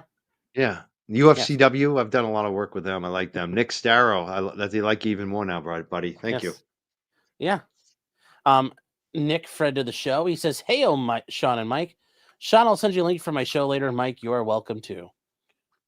I wish I could For do it. I'm trying to take off after this show tonight. I'm trying to take mhm. off till like Monday because it's the Oh, there you go. girlfriend's birthday tomorrow, and Oh, there you go. so we got to spend Happy some time. birthday. Yeah. Yeah, happy birthday to her. Thank you For so much, Nick. I'd love to do it another night though. Definitely. yeah, for 50 Swedish krona. Elise, I think that's how you do that. Says, is Sean operating out of Cleveland? Yes, the Cleveland area. Yes, on the east side of Cleveland. Lisa Newman says, how can we best support Turtle Boy? He's got a Turtle Boy Defense Fund. That would be Mm-hmm. number one. Just Google it, Mm-hmm. Turtle Boy Defense Fund. It will pop right up. It's a give, send, go. I would consider that. Mm-hmm. If you're local, or even if you want to travel, July 7th is his next court date in Norfolk Mm-hmm. County. Let me say that again. Norfolk Superior Court, which is in Dedham, Massachusetts, and that's on July 7th at 2 p.m. His next court date. I also like share his stuff. Yeah. That's always a big You thing. can also donate on the Turtle Chat forum. You can Mhm. do it that way too. Yeah. And Ways you you can can also, definitely if you support. don't have any money, share his defense fund. Encourage your friends to donate. Yeah, let people know if they know about Karen Reed. Remind them the story's not over. Yeah, that's a We big thing, still especially all the Karen Reed people. there's Let a them lot of know baseball left they to gotta play. they gotta stick to Turtle Boy. Like Yeah. make sure all your Karen Reed supporters stick with this. Then that it's not over. Remind them it's not over. I think that's such a good suggestion. I'm glad you said that, Yeah. Sean. Yeah, it's the Karen's done, but we still got stuff to do. Smog and Mog for $10 saying sorry, wrong button there. There's got to be some arcane Jewish art that allows you to get an idea of what the jury's thinking. I wish there was. There's nothing. You might as well take a divining rod and see if you can get it to find water. There's no way to know what they're thinking. There's no way. if you know what they're thinking, you're pretty much, that means you got a stinker of a case because you know they're not buying your garbage. You're not And every buying once in it. a while that happens. But if it's a real case where it's in contention, you have no idea what they're thinking. So That's got to be the hardest part, huh? oh, yeah, it is. I mean, and sometimes you think you have an idea based on the jury questions. Now, this one, yeah, when they came back with the, we're hypothetically, let's say we're on count number 5 of, count 2, subsection 5, and we're confused about something. I'm like, okay, when I heard that and I was driving around going to court, I'm like, all right, well, it's game over now. That's what I felt like. I was like, Yeah. yes. I was like, yes. I was going there like, Oh, yeah. Yeah. But otherwise, you don't. Sometimes you think you know what they're arguing about. A lot of times you don't. So jury questions can help. In trials where the jurors can ask questions after a witness is done testifying, those actually do help a lot because you can try to see what they're looking at. Do they do that in Ohio? Well, you're allowed. It's up to the judge. So some judges do it, a lot don't. So, but and yeah, how does the jury decide? Does the jury like foreman decide the question? Or No. It's there's one at a time? You got 14 people in the box. They raise a hand. No, everybody scribbles out on it. You have to turn in a sheet of paper with your number on it. So every time juror number 1 has to submit a slip of paper. Okay. And then they all get picked up and they all get sent over to the judge, and we go up and stand there, have a sidebar, and he's looking through them, and he's like, he says, okay, here are the ones that have questions, and he'll start reading through them, and we can object to it, or we can say that's fine. And then there's times where he'll rule on it and say, yeah, that's correct, I'll object, or, your objection's overruled or sustained. But then there's funny times where I've had a case where the prosecutor and I were both like, yeah, let's ask that question. Judge is like, no, we're not doing it. No. Yeah, the judge decided, no, we're not doing it. But no, it all depends on the judge and how they handle it. It is, I think it can be helpful. And I think juries should have that right to fact find. Yeah, I think they should, because judges will ask, and let's maybe get to the bottom of it. Yeah. Yeah, and that would have, I think, really kind of set the tone for Karen Reed, especially now we know halfway through the trial, they're like, this is all bullshit. Yeah. It would have been so nice to know. Erica Thorpe says, do the YouTube things, do it for the Clyde chat. Well, I don't know where Clyde is right now. Clyde's my dog. Who's Clyde? Is that your dog? My dog, yeah. I think I hit him up when I brought him the last time. Let me see if I can grab him. Hold on. Hey, Clyde. Charlie. How you doing, Charlie? I got my guy Charlie right here. Come here, Bubba. Come here, Charlie. Drink. Come on. Hold on, let me see if I can get him here. I know. That's what I'm doing. Come here. Come on, Bubba. Come here. You're okay. There's my guy. Come on. You want to say hi to doggos? Come here. Oh. I think he's the lovely future Mr. Martin 2.0 has got some. Look at he's all furry tonight. Oh, wow. He needs a haircut again. He needs a haircut. Ours just got all haircut. Unfortunately, he won't let anyone groom him, so we have to do the sedation. Oh. Which I don't like to do. I don't want to do it again, but he needs it again. Yeah. Oh, he just stole a treat. Oh. Oh no! Did you hear that? Yes. You little growl. Oh my god! What kind of dog is that? He's a oh, what am I losing the name of it? A Pekingese. Pekingese. Okay. Yeah, he's. I call him the foster failure. Oh, one of those. Yeah. So basically, yeah, we used to work with the rescue, help him out, and he's a biter. He doesn't bite anymore, but like he was not adoptable. We knew he wouldn't make it with a family, so we're like, we love him and we can deal with him. We'll work with him. He'll get better, and he has gotten better. Awesome, but he's still a brat. My brat, I love him.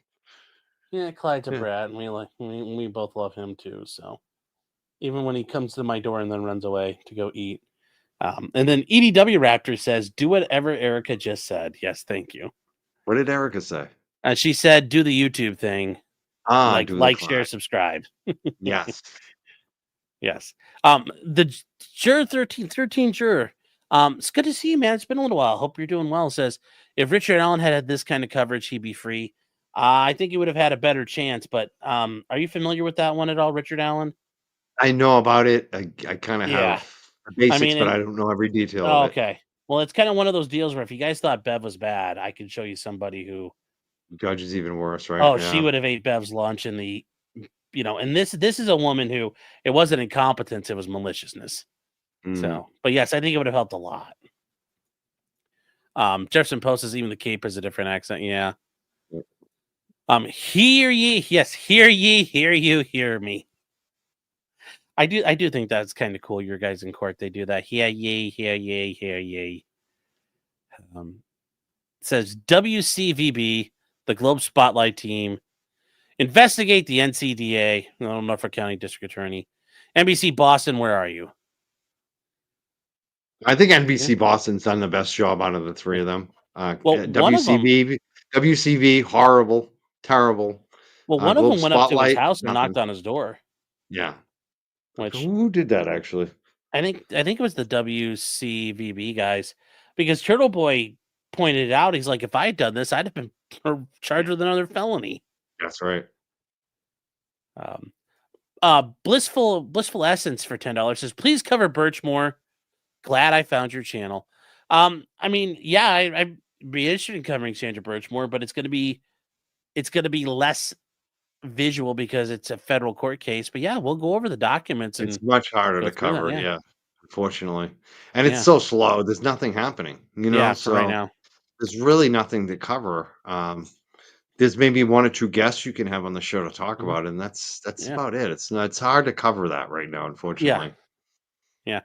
Manny B says hello, fellow ignored Pulitzer Prize winners. Jack Donnelly's a new member. Glenn Lake, who's been a member for 9 months, says, Yeah, I does love potentially him. criminal have a dog? Yes. Do I do. you know about Glenn? He's a funny man. No, I don't. He's in our chat a lot. I like Glenn. Good The man. closest thing I could show you, because this Like a actually is chuckle. pretty close to what Clyde looks like, minus the spacesuit. This is what Clyde looks like. And Clyde coin is the #1 currency out there. It outpaces gold, outpaces inflation. So You have your own coin? it's a joke, but I wish we did. At times I wish we did, but yes, Clyde sells Clyde coins. You're not doing any rug pulls, I'm guessing. No. And let's see if I can get him there. Hey, Clyde. Did you see that? Did you see that podcaster? What's his name? Adam 12 or whatever. He did a Oh yeah, Adam rug 22. pull. Yeah, Yeah, he's yeah. such a The dirtbag. no jumper guy. Yes. Hey, CoffeeZilla's like, you're doing a rug pull and you're gonna get in trouble. And then he's Here, like, I Clyde. didn't know anything about it. It's like, well, there's him. There's a couple people that have done rug pulls, and yeah, oh, they all, all the they're crypto all stuff. A lot of dirtbags. people need Yeah, indicted for that. yeah, rightfully so. Yes, and then Reality with Krista Marie for $10 is just a message to say hello, and this is a great discussion. Well, thank you. I appreciate it. Well, yes, Adam 22 is also a cock. Yes, Yeah. I mean, or a pimp, whatever you want to call it. I mean, he's selling his wife now, basically. Well, yeah, that whole thing is bad. He's running out of money, so he needs to put her up on the. Yeah, well, for a while he's like, I'm doing it for fun, but now I can make money off it. Yeah, now he's like, I need the money. I'm going bankrupt. Yeah, which they had so much money. I still can't understand when people piss it all away.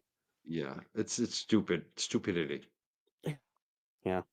Well, Mike, I appreciate you being here. Yes. Look forward to I know the story's not over yet, and I look forward to talking to you and seeing you coming up, because I know there's still a lot more to go here. So do you have any other comments, kind of like parting shots or anything?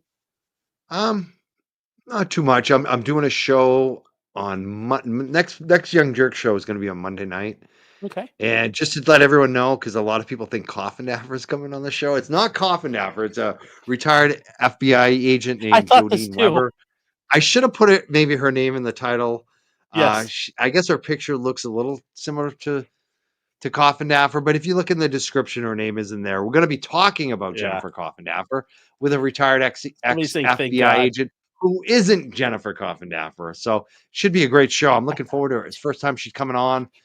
She looks awesome. Like, I've seen some of her commentary. When you have a first time guest, I always get excited, and especially when you know it's going to be a good one. So Monday night, 6 p.m. with Jodine Weber, I believe is how I say her name. I'm excited to have her on the show. Should be fun. Yes.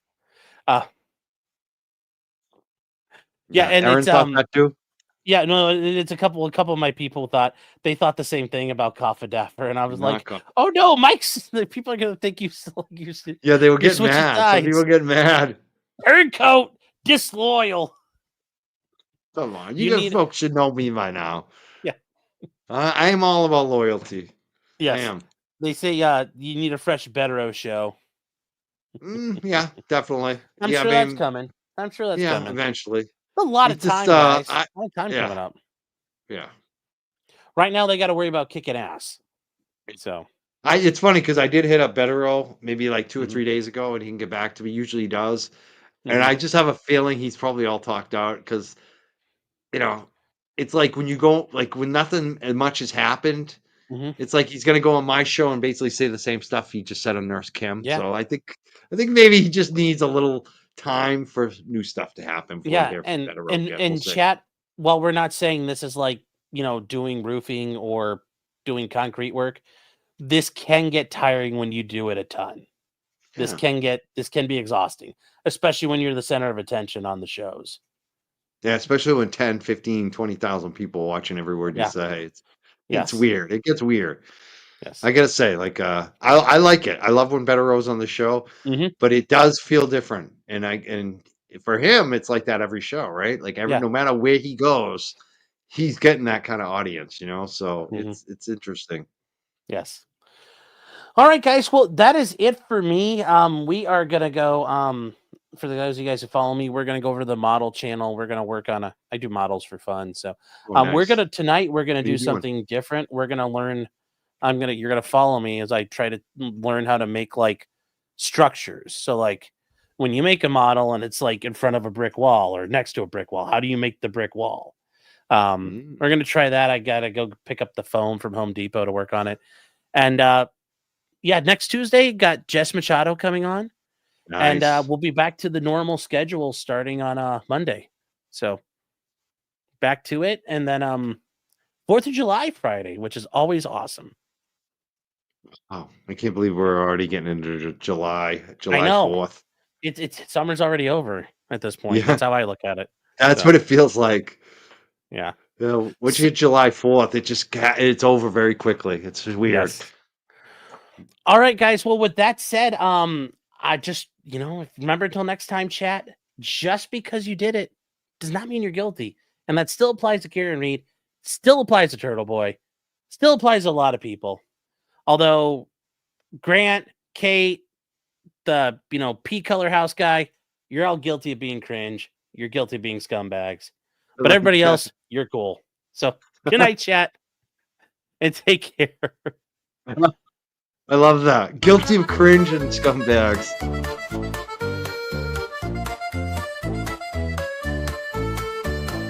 Weapons, blacksmithing, and models of planes, esoteric works, and even some trains. Much merriment had while drinking White Claws, tips on hunting, and even talking the law.